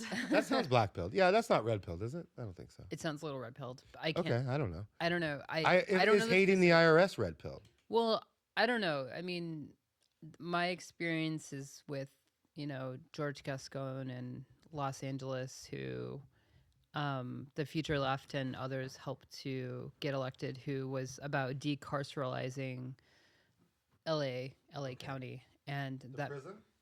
yeah, reducing the amount of people who are in prison. And California is building the Golden Palace prison still too, aren't they? Though, remember that? Have you read about that? They're don't- building the largest prison in America out there, while they're also passing these laws. wait, are you mixing Coca-Cola with wine? Yeah, Okay, can I actually introduce you to something that I don't know why it's been coming up in conversation lately? This is this is a not. very Spanish thing, right? This I is got not regard. from This Maine. has nothing to do with the IRS. But cares? I hate the IRS. a friend of mine Come shoot me. in Paris, Oh. in Paris, Come France, a friend of mine who is from Utah, so this is why it was a thing. Mixed red wine with Fanta, and yeah. I called it redneck sangria. I coined that term, and It's it is actually really good. delicious. Yeah. That's just You know will what get that- fat though. You know if what you that drink is? it. That is an evolution of this. That's like Yeah. somebody in France was like, Coca-Cola, disgusting. Let's do it with something Well, else. in a lot of like bars to make cheap sangria, they'll mix Fanta into Really? the sangria. Did they steal It your tastes idea? like sangria. Okay, Red wine and Fanta. Oh, really? I'm telling you. Yep. The reason why I jumped on Matt's red wine suggestion so quickly is because it's been a long time since I did the old red wine Coca-Cola mix. I encourage you to do it. I think it's interesting. It's delicious, and you'll get kind of skeezed out like I am. But Yeah. I jumped on Matt's red wine This is thing. like I don't want to say classy or Four Loko. It's definitely not. Classy. I'm usually a whiskey person. You can see I have some. whiskey in there? I have some whiskeys left over from yesterday's taping. I wasn't gonna mix them. There's a little bottle right there. Oh, It's sealed. It's for guests if you like. But red wine and whiskey don't often mix well for me. But I jumped on this because I haven't had red wine in a while, and I started thinking about the Spanish people who turned me onto this. And I was nostalgic. I just wanted a little sip. What was I yelling about? The Quakers? You know, the Quakers invented almost all the good. We visited the Shaker community actually. Oh, cool. Do you Now know about that's like them? a Mennonite style break off. They're similar to the Right. Mennonites, right? They're a little less than They're the lefties Amish. though. Yeah, they hands to work, hearts to God. They believed in like art as it's kind of like Marianne Williamson-ism. Yes. It's like the belief that like ecstatic dancing and being connected to spirituality is part of like liberation. When know? you said that about the Shakers being lefties, or were you kind of saying that the Mennonites aren't? Do the Mennonites? Well, the vote? Quakers are. I'm not the The Mennonites. Quakers totally are. I don't know about the Mennonites, but the Mennonites I've known are always I never been thought about conservative. that. Yeah.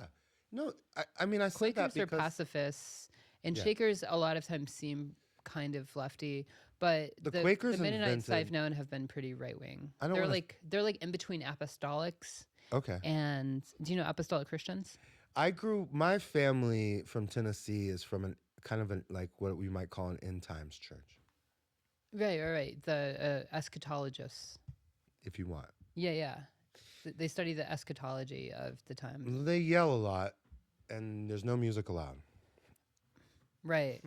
Yeah. I mean, a lot of the churches that believe in But the Quakers, if I'm not wrong, they pioneered. I shouldn't use the word invented. It sounds stupid, but the Quakers pioneered a lot of the protest forms that we use now.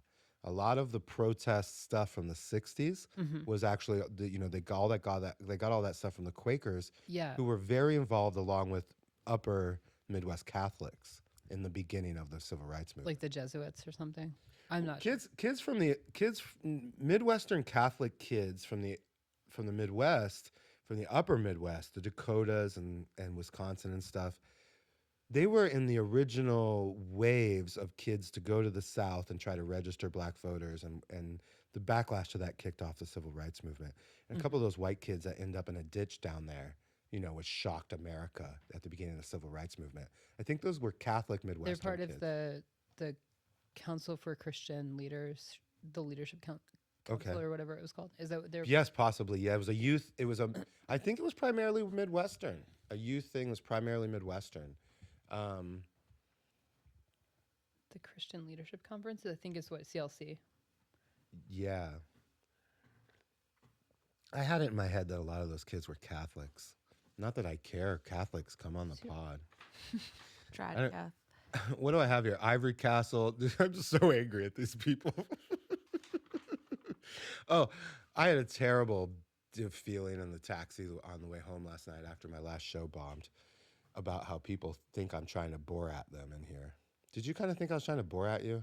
This looks like a Borat setup, to be honest. Fuck, man, I had this wave of. I was in such a good mood yesterday, and I got in the cab. Honestly, I'm not gonna lie. When I sat down here for a second, I was Yeah. like, "Am I about to be Borated?" Yeah, no, dude. I was in the cab. I'm not lying to Oh, everybody. It's the Southern Christian Leadership Conference. That was the. Well, but wait, a lot of the people who were involved in the very beginning of the civil rights movement, they were kids that came from outside of the South. They were down there trying to register votes as non-Southerners, and that's.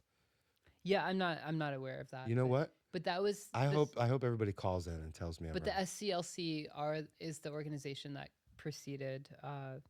Yeah.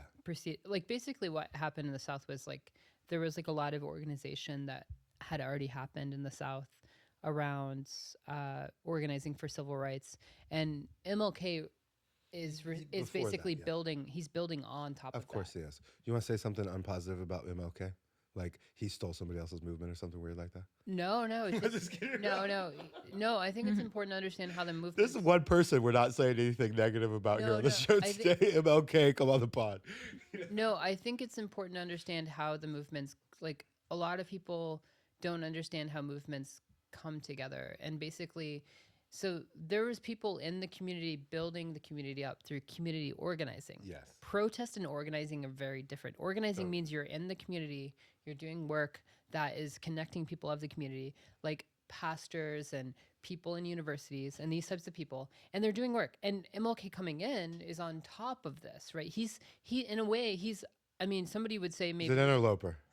He's taking that he was taking that energy, and he was building, you know, he was building specific protests. Yeah. And he knew, for instance, that the cop in Birmingham, or the police in Birmingham, were very reactive. Yeah. That it was a good place to target because of that. Because and you that could push them around and there'd be some gas like immediately. there would be photographs Yeah, to, like, in the same way that during the Vietnam War, one of the reasons why they don't film war like they used to is because the photos that came back from the Vietnam War made people realize how horrific the Vietnam War was. Educate me here. This is like Garber's act of the deed. I'm not familiar with that. David Graeber? Yeah, he wrote the etymology on direct action. Is that correct? I'm not familiar with that. I don't know. This guy's going straight to his phone pretty soon. So I think he did, and I think one of the concepts of direct action. This is not the phrase. I'm misdoing the phrase here, but it's something like the deed of the act. Oh God, somebody mail in. And what it means is that you create a situation that is has all of the things that you're trying to conceptualize in the situation, and you do a public act so that the public can see you fighting that idea in front of their eyes. And this is exactly what you're saying. You go to a place where, you know, look, first of all the cops are jerks, but you go to a place where you know the cops are going to, like, you know, rough you up a little bit, and you start a problem and you film it, and it's not that you invented something, it's that you're exposing through this action what actually happens to people. Like Yeah. But it crisis also- acting, but for the kind better, of. for the greater Right. good. Well, Yeah. no, you know, it's not crisis acting as much as it's like It's creating the situation to show how the other person actually reacts to it. Yeah. You know? So, you know, if the bouncer's really mean, you're never going to get that on tape if you respect him. You're going Right. to have to get him Yeah. on tape when he's not being respected. right. Yeah, totally. Yeah. Totally. And- Gotta poke the bear a little bit. Oh, yeah, you got to poke the bear a little bit. That's the whole idea of this stupid show anyway. So I got some stuff written down here that when I had somebody else on here, we had a conversation about how I should have real issues. And I should ask you stuff you don't want to answer or something like that. Go ahead. I don't Yeah. fucking want to be honest with you. I'm having a great time. We're drinking some wine. I What do are have the- some There's stuff no- on here that's meant to be, it's meant to be a little much. Okay, go I'd ahead. love Ask it. us. Ask Okay. us. This Go for Anna first. this I've been trying to let Let's her test the stand on. waters. She's standing on the side a little, and that's okay. We're letting her standing in repose and judgment a little bit. That's fine. I She's like definitely that. judging you. Well, later on, she could have a show. She could have a show about this show. So far, what do you think of me as a prospective guest on your show? Yeah, I want to. Yeah. Look at each other What would longingly. we- for I a think you second. need more clout first. Okay, that is Sorry, that 100%. It's like holding up that card, like in the Family Guy episode with like the skin tones, but except it's like clout numbers instead, and you're like, Well, now that you've refused me, we're enemies. we but always- that's fine. no, we need a topic. But Okay, I want to do a couple current events Anna stuff. is always like, oh yeah, everyone can come on our show. And I I'm want always everybody like, on this show. But I No, want them to be no. real Anna's people. always like, everyone can come on our show, and I'm always like, no, no one can. I don't want any of these people on our show. They don't have enough clout. it's literally the opposite. Matthew you know invites what? 15 people on the pod. You want to hear something crazy? That's also I true. invited people on this podcast who have less than 1,000 Instagram followers. I've invited people on this podcast like 250 is Instagram why you have followers. no It's clout. like Well, they think I'm gonna murder them. benefits. They think I'm gonna fucking murder them. A lot of them. Your Instagram. Would I think everyone's gonna murder me. I thought that There's no people- photos of you on your Instagram. Yeah, there is. It's just a little hidden. There's a picture of me as a goth kid. I was a teenage anarchist. No, and but, also- like- Nice. Yeah. People have messaged me like, who is this person? Really? Like, because Oh, that's fun. They've messaged me like, who is this person? I see that you're friends with them, and they added me, and they're like really creeped out. They're That's like, fine. who the fuck is this? That's person? okay. I'm an old timey internet artist from back when anybody cared about the internet. Nobody cares anymore because you got podcasting. Are you a millennial? You're Gen X, right? No, I'm not Gen X. I've been told geriatric millennial has been used toward me, but I don't like that because it didn't Wait, you're hating on exist when I millennials was- so hard as a millennial, though? I don't think so, and I don't want to be a included. cusper? And if it is You're possible, that's If you're 1980, you're a millennial. listen to me. It's possible I am included in this cohort. Millennials are old. But I do not want to be included. But yeah, This word didn't exist when I was a teenager, and therefore I do not understand, or at least I don't remember it, and therefore I do not understand why I could be called. wait, this. what were the hard hitting questions you had for us, though? Not hard hitting. It's just something you might not want to answer. Okay. Okay, let's ask. New it. York politics. governor's race is coming. Oh, we don't care about that.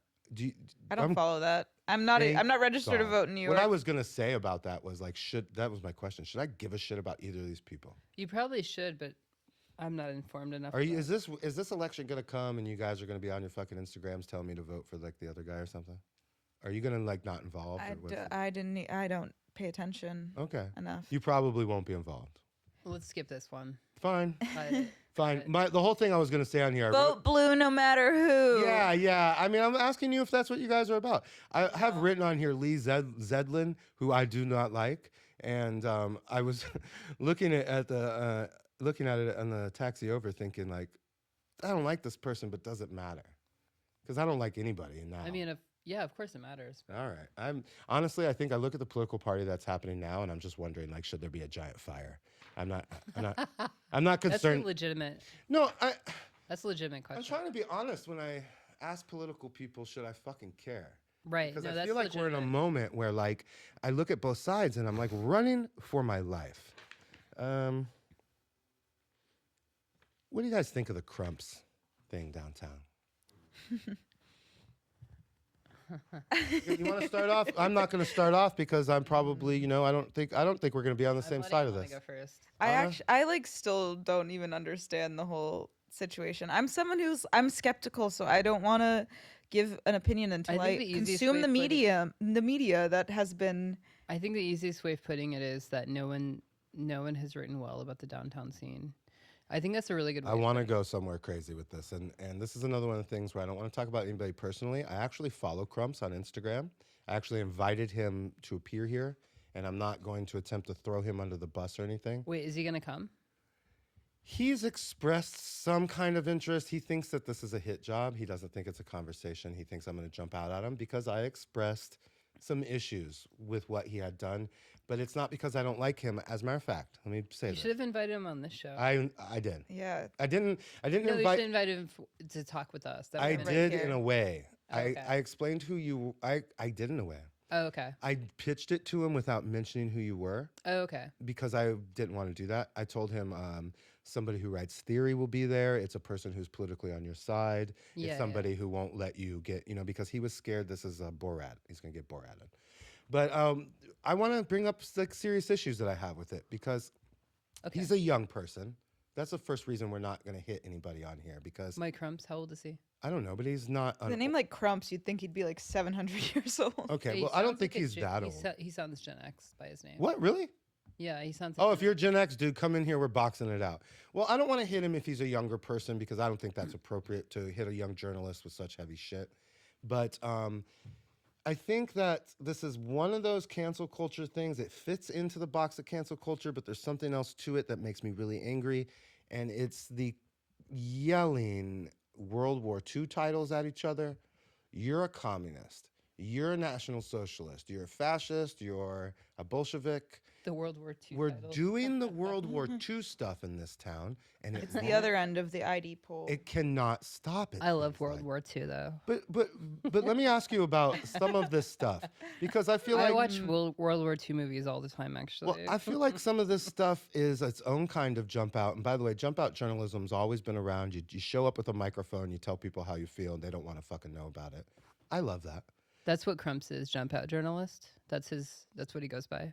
I Is that think what that his the business card article. says? Well, no, I'm not saying that. I think that the article that he wrote's pretty jump outy. He Oh, went yeah, down to yeah. a theater somewhere where somebody was filming a movie, and he stood up and told everybody that they were, the inslers or something. And I'm not. He didn't invent jump out journalism. He didn't invent fucking our age or anything. But there's something going on there where we're using words that are loaded with a violent connotation. Yeah, because totally. if you are a Confederate, Matt, or you're a Nazi Right. or something, Yeah. that's a call to action. Do you agree that if I were to say this man is a Nazi, that's kind of a call to action, like this person must stop speaking, he must not be associated with Right. society. And we're doing this thing now, especially young people in journalism. We're Right. trying to make our name by showing up somewhere and calling everybody a Bolshevik. And what we're saying is, Oh, as I think we people- should talk about this with Crumps in the room. Okay, fine. You don't want to. I mean, because it's an issue, though. He I wanna wrote an ta- article. I want to talk with Crumps about it. Okay, that's Get okay, Crump. but he didn't talk to anybody before he published it. You know what I mean? And even though he's a younger person, this is one of those things where I thought we were kind of done with it. You should get Crumps a little and bit. All right, he's back. not doing it. Fine. You should get back. Crumps, you see, he doesn't want to talk without you. That's fine. I just feel like we should be able to say that calls of violence are not okay, and kids should stop doing that. Let's stop making our Well, reputations off of. I feel like we can't talk about this because we're so removed from it. Do you do this at all? Like, no, I Do you feel do the thing that I'm accusing him of? Oh no! I feel like Anna and I are. I both do it removed- sometimes. And I don't- Removed from that whole world, and I feel like it just goes back to this idea of the anti-woke and woke thing, where like people are just trying Yeah. to they're really grasping for straws for this idea of political relevancy. Like their art or their That's true. article or any of these people have any kind of like actual political connotation is questionable.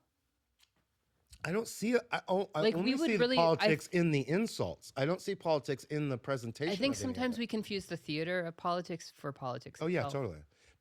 People pretend that the fiction of the show. Yeah, never mind. Yes. Is Exactly. the reason to cancel it, right? Yeah, the Yeah. fiction of yes, Yeah. Matt. The fiction of the show is the reason to cancel it. Yeah. Yeah, exactly. Yeah. Yeah. Right. But I think that's why you should continue to wear The cowboy hat. If I you- hope if this you- show's been weird enough for you guys. If you leave here with This one hasn't thing, been weird at all, honestly. What? It's been This way is the normal than most our show. normal. God damn it! I'm This is like failing the on most every normal- front. I'm failing on the weird front. You're the odd failing couple. on the- You're the normal person in this odd couple. Yeah. No, that is what happened. I told you I was on your podcast. I don't even know why I would have interest in being on your podcast after having already appeared. Yeah. Now on this Yeah, podcast. you're on the Neoliberalhell pod right now. You guys want? Welcome You guys to the want to take? Neoliberalhell pod. We're just gonna release this as our own podcast. I've been recording this the whole time on my cell phone, Nathan. Do either of you like to take this bottle of wine with you? Because I will not be drinking. We'll drink it on our next. Our Yeah. next pod. Do it. Do drink this Well, cheers later. to you, It's yeah. for you. It's pretty cheap. Don't worry. I'm not giving you much.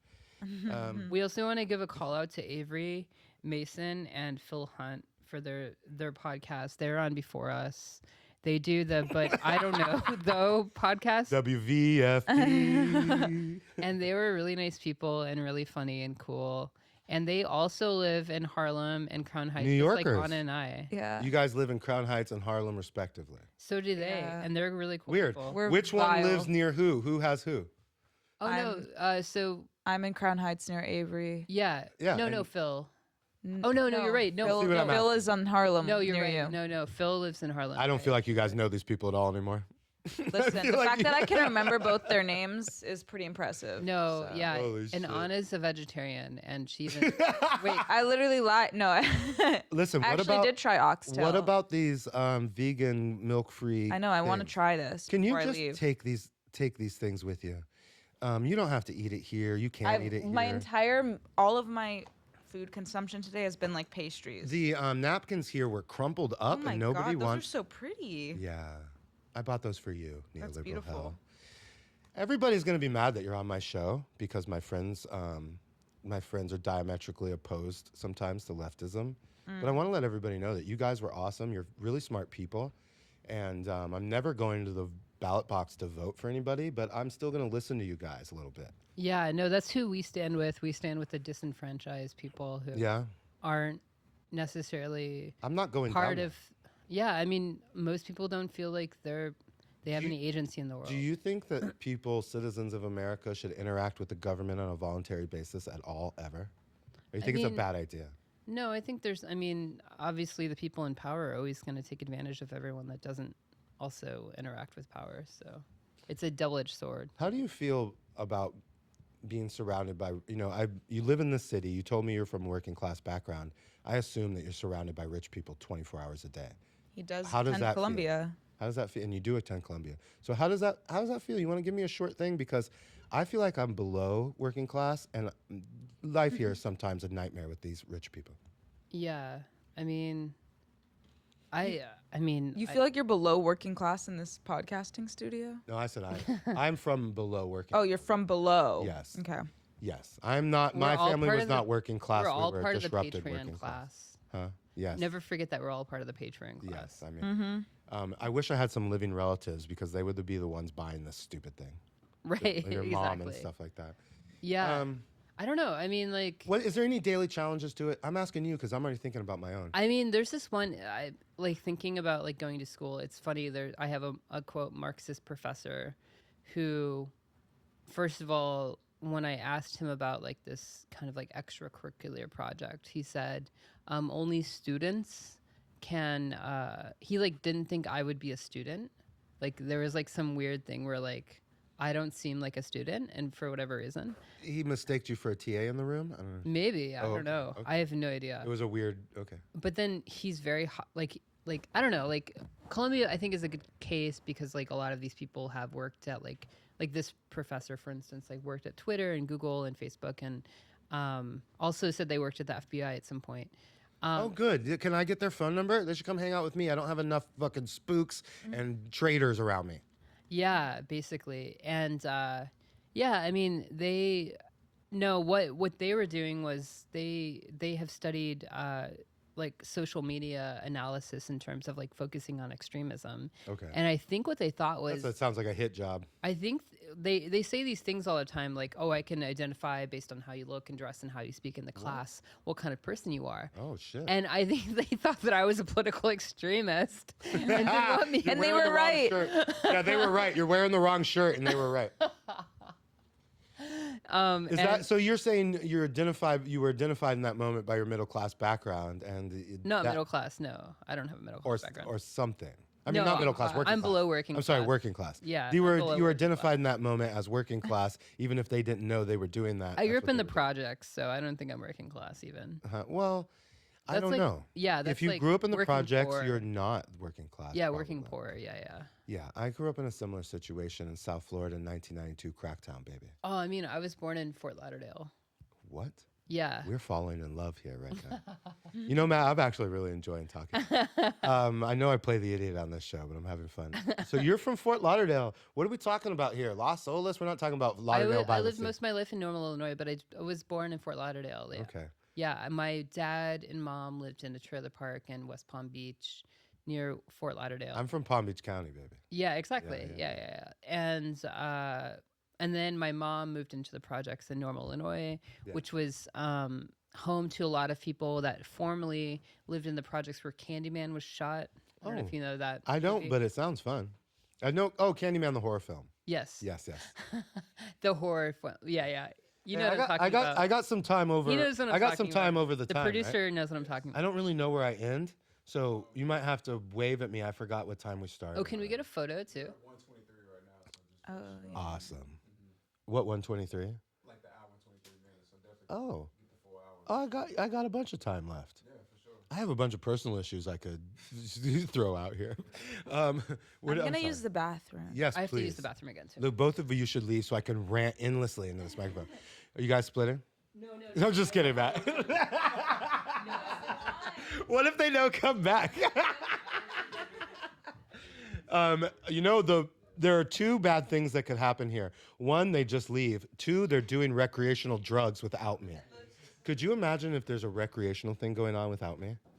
How burned will I feel by that? That's very realistic. We are talking about entertainment backgrounds, entertainment people. So there's very possible meeting going on, extracurricular. I think there is. I think there is. Oh, you know what my audience loves is big blank spots right at the end of the podcast, which both the guests get out and leave, Yeah. and we're just left with me again. Yeah. And they're thinking to themselves, oh, should I hang on for the next 30 minutes? It's pretty coincidental, man. I Like- don't know. I don't know, man. There are no mistakes in life. No such thing as cool. Hey, dude, nobody offered you any wine here. Would you like some red wine? Man, I had some. Yeah, I would. I don't know where the You really cup would? is. I had. Yes. Dude, I hold got on. little tiny cups over here. Let's do I it. got the whole goddamn thing. Let's do it. Mixing wine with soda is crazy. Okay, so this Coke, I don't know if you're in here when I said this before, but this Coca-Cola thing is something I learned from like mainland Spanish people, like from Spain. Okay. I don't know if it's done in South America because I've never been there, but a lot of the, I want to say, street use in Spain, Mm-hmm. they'd get this blended red wine and they mix it with Coca-Cola on the street. And I swear to God, in Spain, if you see a Coca-Cola, which is kind of weird, Mm-hmm. they're mixing it with red wine. That's crazy. It's pretty fun, man. I don't know. Sounds like you would have a great night. off of Coca-Cola and wine. it sounds like the Diabetes Association right now is writing my phone number For down. sure. They're gonna For call me sure. up real soon. Like, For sure. why don't you drink candy? Why don't I drink candy? No, why don't I? You know what I mean? Yeah, pretty much. Right now, the wine people are like, "Oh, that's real cool." Like, what if I said the name of this wine? They'd be so pissed off. Yeah, the enthusiasts. Yeah, the sommeliers of the world. That is not a sponsor that you could keep. Yikes, man. Oh. I need to be drinking this while with a woman attending a concert Yeah, totally. after leaving a restaurant. I'm gonna give you the red wine. Okay. Oh, man. All and right. I'm gonna let you God bless. decide if you would like a splash of Coca-Cola in there. No, I'm definitely not going to do the Coca-Cola. Okay, for you're sure. not doing. No. That's not true. You're not doing it now. Nah, I'm But not. later, there's gonna be a time you could be in like somebody's weird kitchen, like in Crown Heights or something, and you're gonna be standing around. There's gonna be some wine bottles and some beverages, and you're gonna go for it. You know, I guess I can't say I won't do it because if it was like Crown and Coke, then I would. You could do a modification, man. Right. But You know what I something mean? about wine. It's No, like, I'm doing the wine. The yeah, wine, and nobody's gonna try it with me. it's like wine and soda. It just ain't so satanic. You know, it would be a good bit if I went to a local New York City bar and tried to get people to drink this. And they would. That's Not very, nobody's gonna drink it. Nah, New Yorkers would definitely do this. for Hey man, sure. hey man, when this broad comes back in here, then I'm gonna go to the bathroom. Just leave these guys in here by themselves. Said I'll be right back. I'll be like, and now it's time to check your email. Just fucking leave. Check your text messages. You know, a lot of these were an hour long. Bad. Yeah. They were not 2 hours like this one. Oh, really? Yeah, I gave you 2 hours because you guys are just cool and you were nice to me. Matt, you don't realize, but I was having a hard week and you were, it's not that you were nice to me. It's that you responded to me in a rational, normal manner. I'm serious. You don't realize how on the internet that's not happening that much, where Right. somebody is just rational with you, Right, yeah, and you weren't nice, like you weren't like sugary with me or anything, Right. but you responded in some kind of normal manner, and then you also you brought some rationalizations in for me that I appreciated.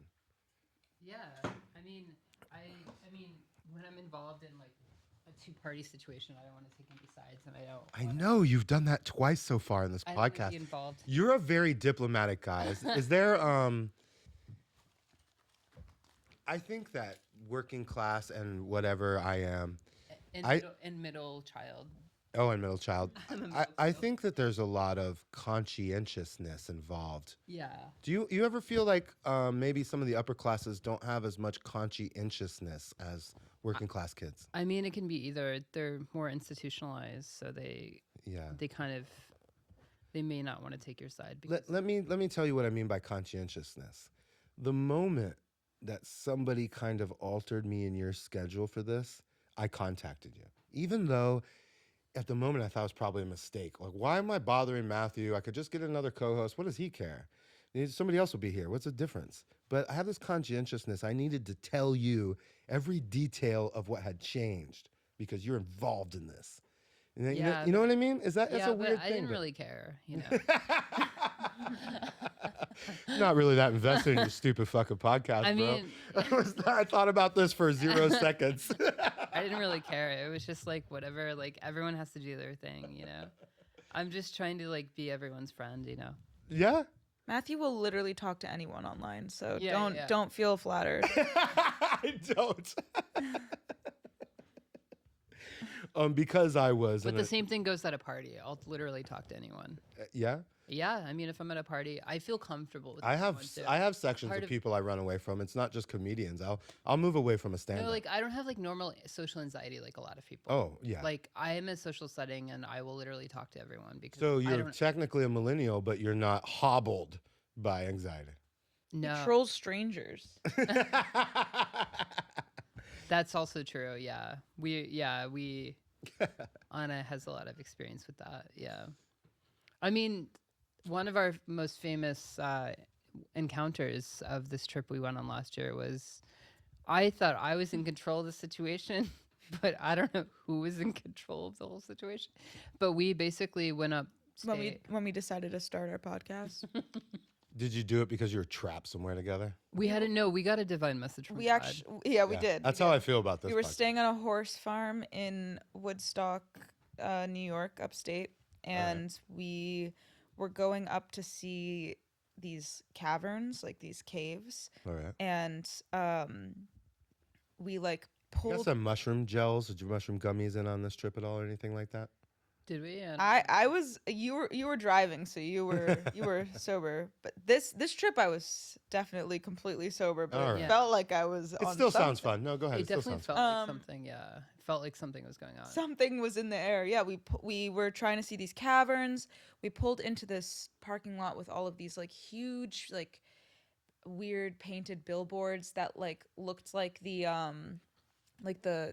like funhouse theme park in the movie Us, like the Jordan Peele film. It was like Right. creepy like funhouse energy with these giant billboards. And we were trying to go to these caverns. There's all these billboards. We pull into this small lot and there's like a gate closed and there's a car right next to ours and it's just sitting there and it's on. And there's an old man in this car.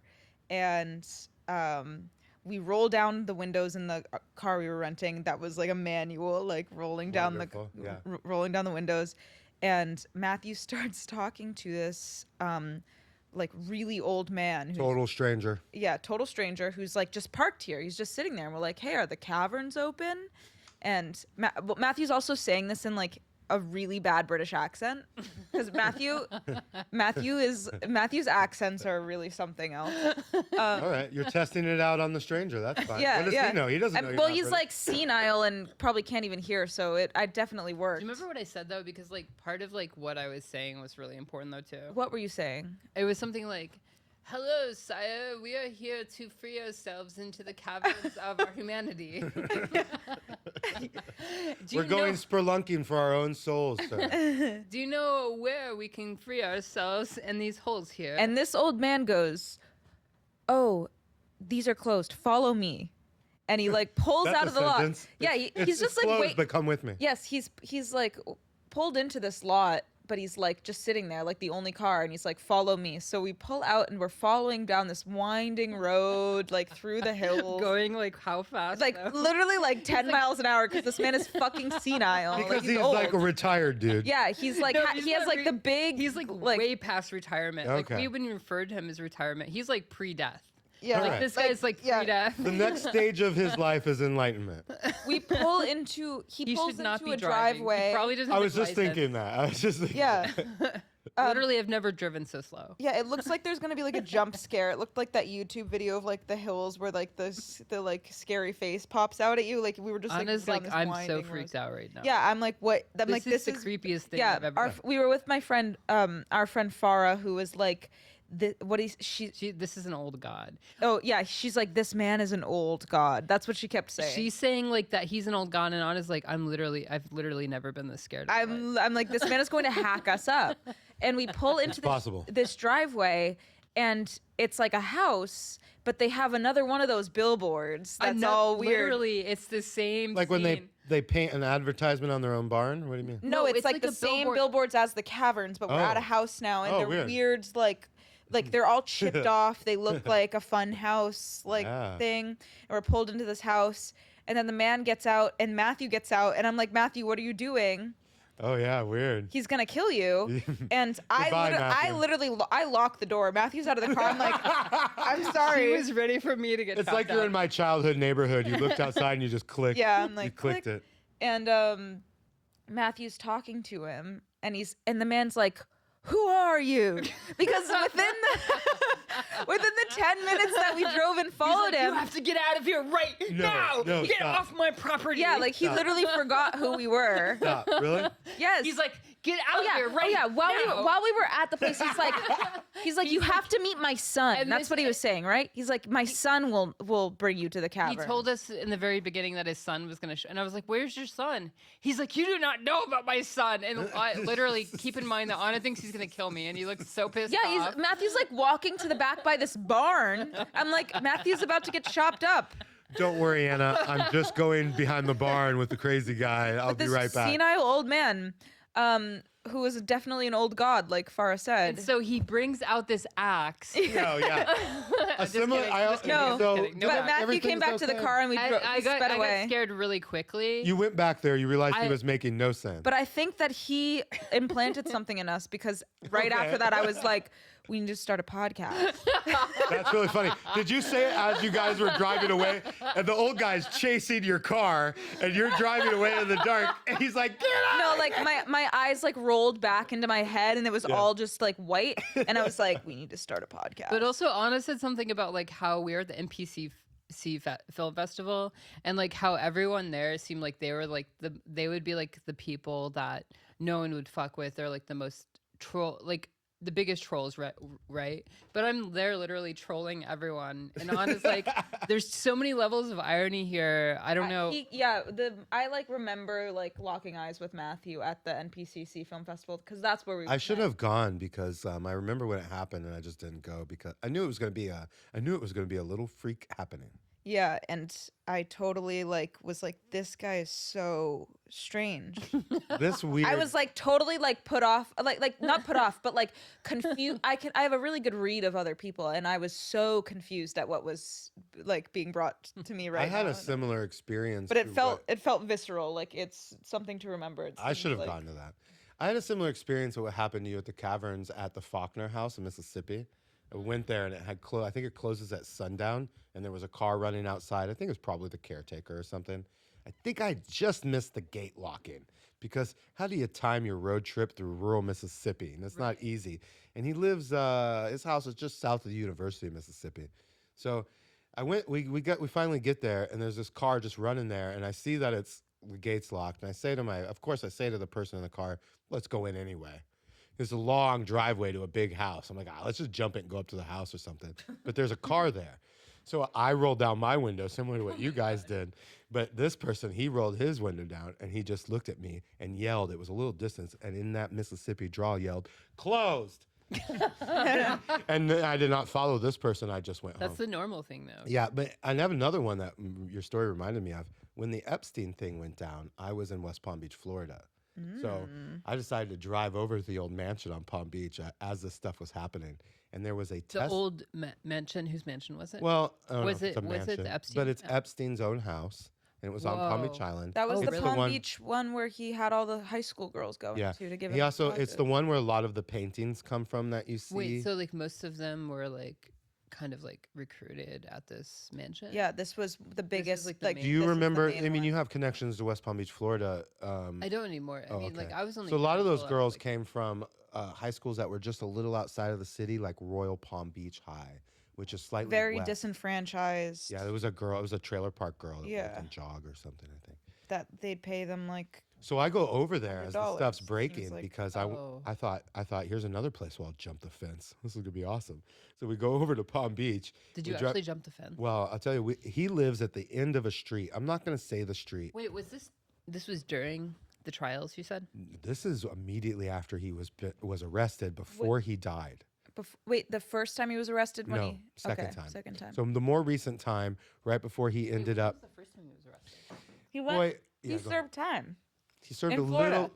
Yeah, but you know what? They took him. for soliciting a minor minor. for sex work or whatever. But they put him in the stockade, and in the stockade out there at the fairgrounds, which is something that's supposed to be for working people.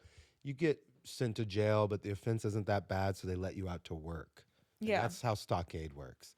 Well, they let the rich guy go out to stockade. That's not who it's really for.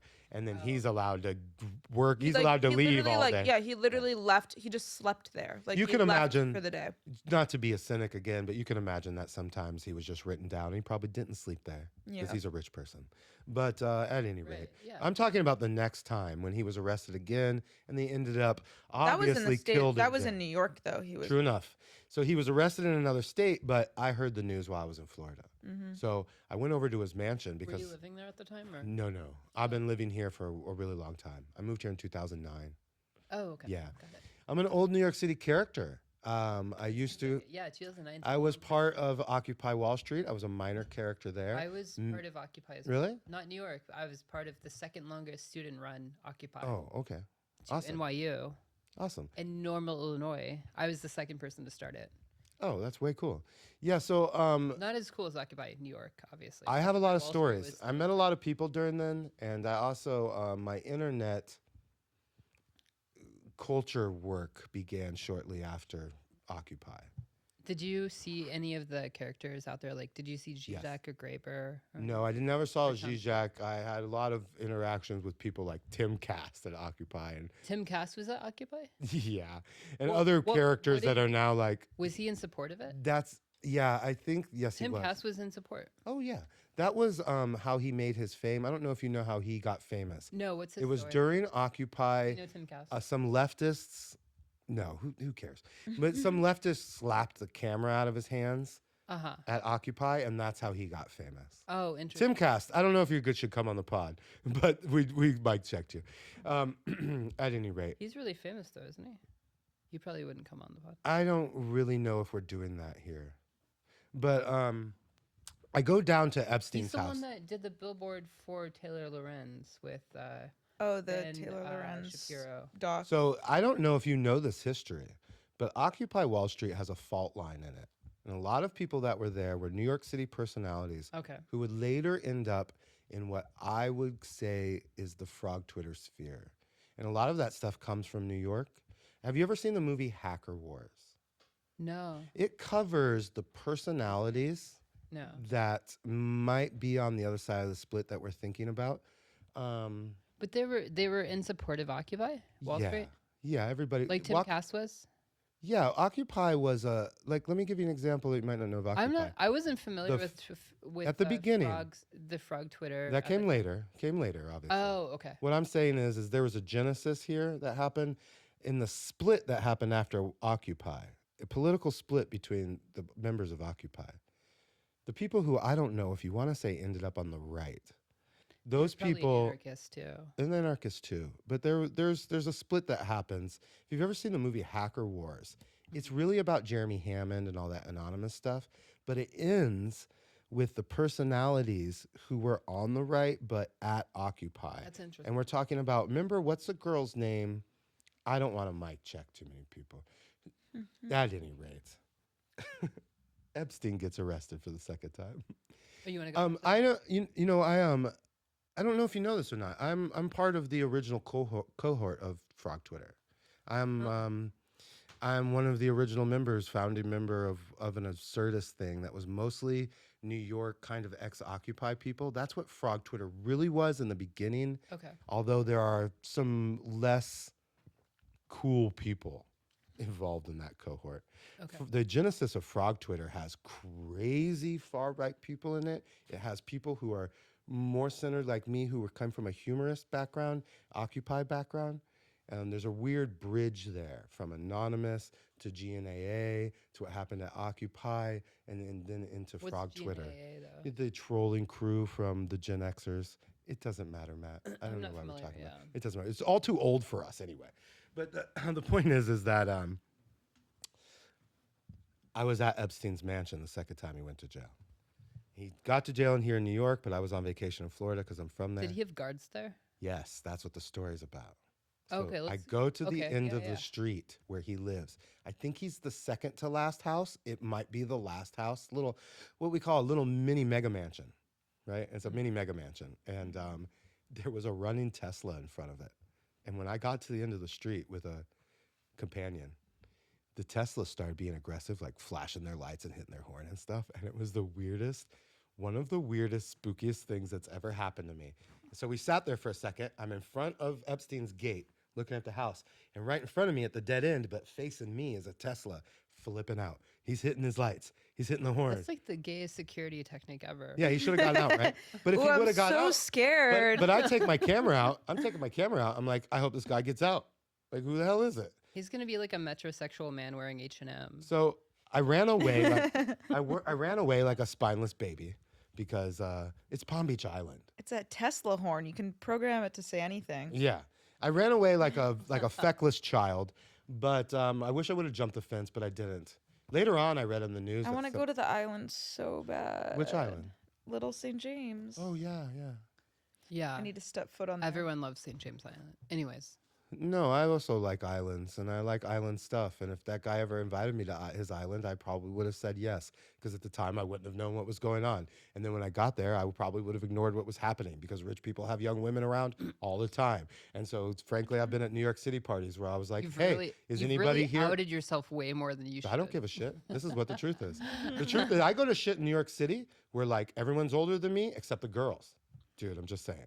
You should Like, just things say, happen, and things all you happen should with have- these rich people, bro. All you should have said is that I've seen Eyes Wide Shut. Well, What? that's what's going on over there. But tell us the rest of your story. That's it. I ran away. No, you read because of the Tesla. Yeah. Oh You my got God, scared off by a Tesla. You literally Yeah. have no clout. I know. Flipped You that literally have no Tesla. clout. I know. Like, oh my God, you might as well be gay because that The is other like person- not scary at all. The other person in the car said the same thing.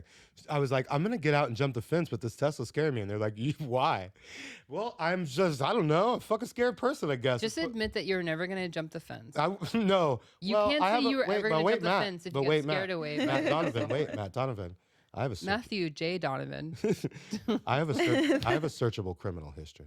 You have a searchable criminal. You've stolen from Dollar General. What's your history? I have a searchable criminal history that would prove that probably, if you attach that to my character, that maybe I was going to jump the fence. Okay, I mean, I would actually. Little pushback on the facts, baby.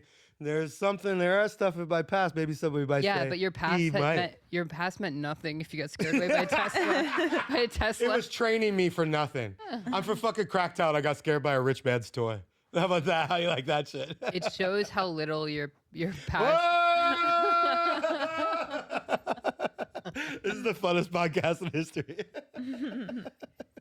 You're not This hard. is my fifth glass of You are not. Coca-Cola. It just and- shows. What am I? What am I at? What am I at right now? You're not. I just gotta say, Matt. I'm the only one that's gonna tell you this on the podcast. But you're not hard at all. Yeah, You're I know. Literally not hard at all. I know. You know what? I've moved to New York City, and You really need to keep that cowboy hat on so that people think you're a little hard. No, listen to this. You need a Listen. gold chain, I'm though. not hard. Let me listen. You need a gold listen chain. To this. There's lots of fakes. I am. I just on the way here, I passed like 10 fake gold chain places. What's wrong with that? Nothing. No, how I'm people saying afford you gold. you need a gold chain as well. Okay, I'll wear And whatever you want me to, You need baby. a fake Rolex. You need to look way harder Listen, for the pod. listen. You know why I'm not hard? Because I have reformed and I found the Lord. You And I mean hope Viagra? Okay, go ahead. Have you ever taken one? Have you ever taken Viagra? Have No. you ever taken any kind of sexual stimulant in that manner? No, but I heard it's great. Only ketamine. Okay. Wait, is ketamine a sexual stimulant? No. Not for me. Not even the aerosol. No, I was at this party with a bunch of Balenciaga guys, and they're all giving away That's Viagra. gross. I took one once. Wait, and it you was a said that's huge- gross? I took one once. It and was 10 a.m. They're all from Germany, and we were all still partying. that makes sense. And they literally were giving away Adderall and Viagra together. I also don't do Adderall. God, that's a No, combo. but the new club drug I don't is fucking do Adderall, and you know why? Because it makes everybody's personality the same. There's an Adderall personality, and I think we all know what I'm talking about. I don't like that shit. I've never heard of this. You've never Me heard of that? neither. Oh, let me tell you. People who take Adderall don't know this, but when they call you on the phone, they all sound the same when they're on it, dude. A lot of people, especially, let me point out who I'm talking about. Those who probably don't have a prescription by their doctor. Maybe if you do, maybe you're doctor shopping a little. But there's a lot of people out there taking Adderall. No doctor really wants you to be doing that, and there's a reason. Because when you call me on the phone, you sound like crazy people. You're on Adderall. Wait, you're are you like talking way about up Drake? here. You're 8, Is this 9, about 10. Drake? Huh? Is this about Drake? No. When you call What me about on Drake? the cell phone? Oh, hey, yeah, hey. Oh, I got that. Yeah. Well, not a huge Drake fan.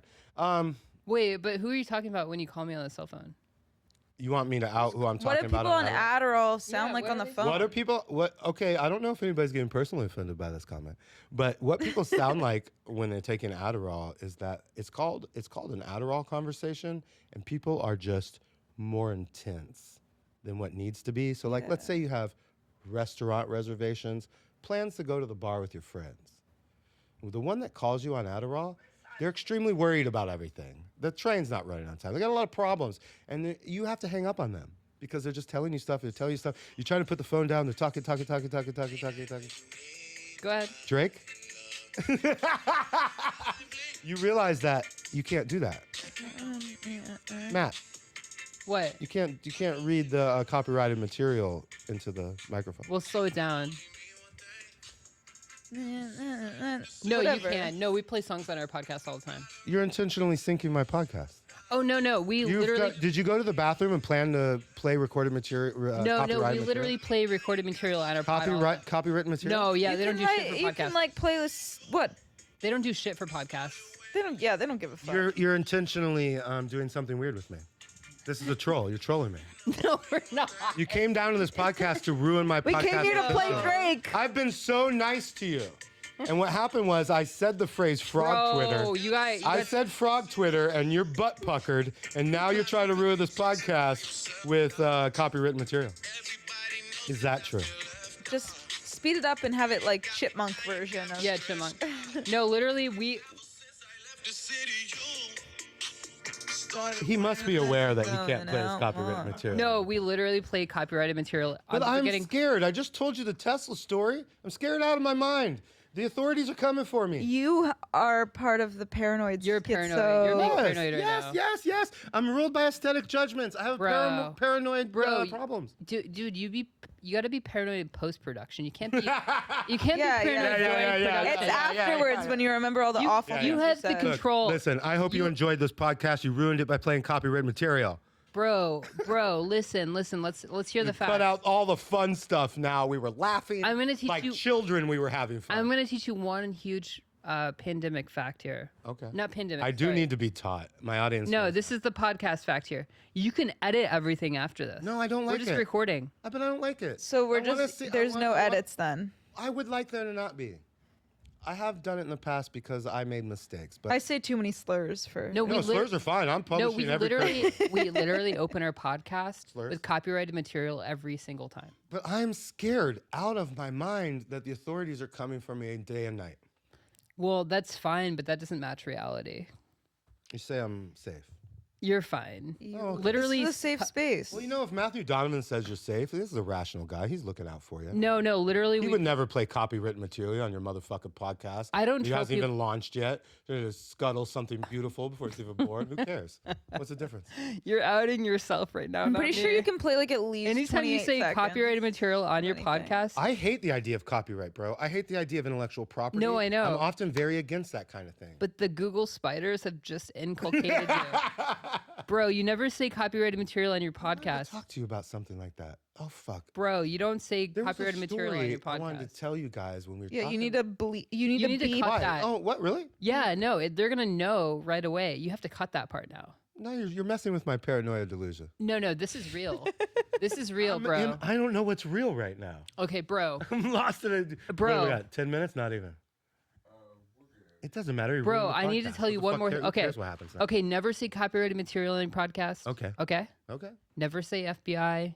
Never did it. say CIA. No, because they have sound spiders that search every single podcast for these terms. Cut all of those out, I'm not even this crazy, Matthew. Jihad, bro. Matthew. ISIS. Let me ask Bro, you a question. I get when do email- you get... Bro, I get emails from the FBI and CIA all well, the let time. me ask you a question. This is a real question because it's going to happen. No, It's going seriously, to happen to you. seriously. When's I the get first calls time from they the try to FBI. set you up, Matt? Bro, I get calls from the FBI all the time. I can't even tell if he's bluffing. Of now. course he's bluffing.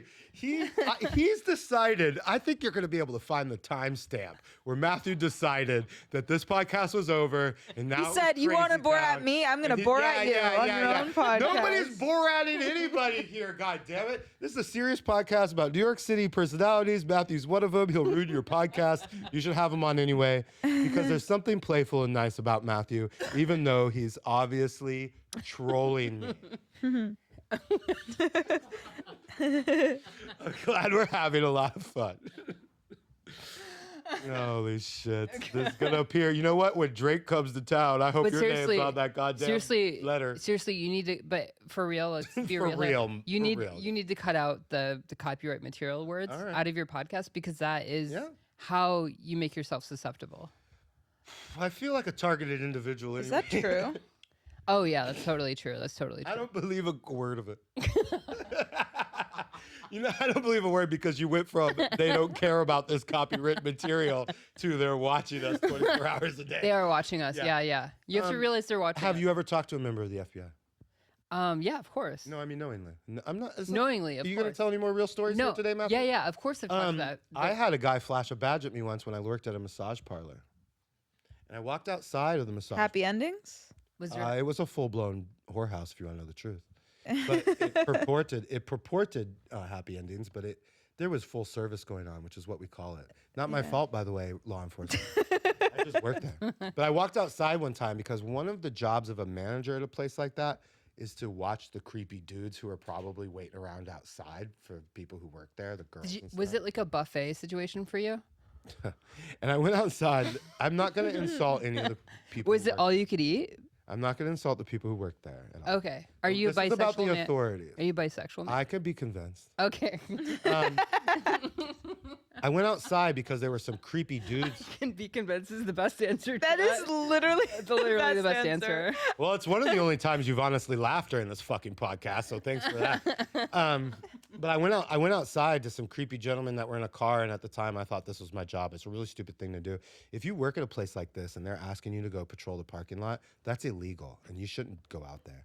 But I did do it. I went outside. There were some shady guys in a fucking almost like a Caprice classic, like it's a 90s cop movie. And I stuck my head in the window and I said, "Can I help you guys?" And the guy took a badge out from his pocket and he opened it up and it said FBI really big, like a movie. And he said, "My name." He said, "No, Nathan, we're fine." And No. and I was like, that is the only interaction I've ever had with an FBI agent. Do you know why they say that to you? though? Well, I found out later why they were there. There was a court case in West Palm Beach. It ended up having to do with a councilman and the lady who owned the massage parlor. And you can it's an article from the Palm Beach Post we could find. But So they were there to talk they to somebody intimidate else. you by knowing everything. Yeah, about yeah, that Everyone is. that's involved. Journalists do the same thing. Journalists do the cop thing where they It's would call. not the same though. It's not the same. It's a threat. Well, it's a threat journalists don't usually know as much information. I've had journalists call me and read my name and address out before they started speaking. Just Yeah, like a but proof. Yeah, but that's there's not- no teeth. Has that there. ever happened to you guys yet? Yeah, that's happened. I mean, it's happened to me where a journalist calls me and knows my name. I've had a journalist call me and say, "This is so and so from the New York Times. You live in Bushwick, right? You're friends with these people. Oh, also this Oh is your yeah, name?" yeah, yeah, that kind of situation. Yeah. yeah. But Yeah, that's not I've a had big deal. people, and you don't know if they're really from the New York Times because a lot of those people are freelance and they're just kind of saying it. No, but that's different. Like the FBI. You know what's hilarious about this conversation? You're making fun of my paranoid schizo delusion. The truth is, it's well earned.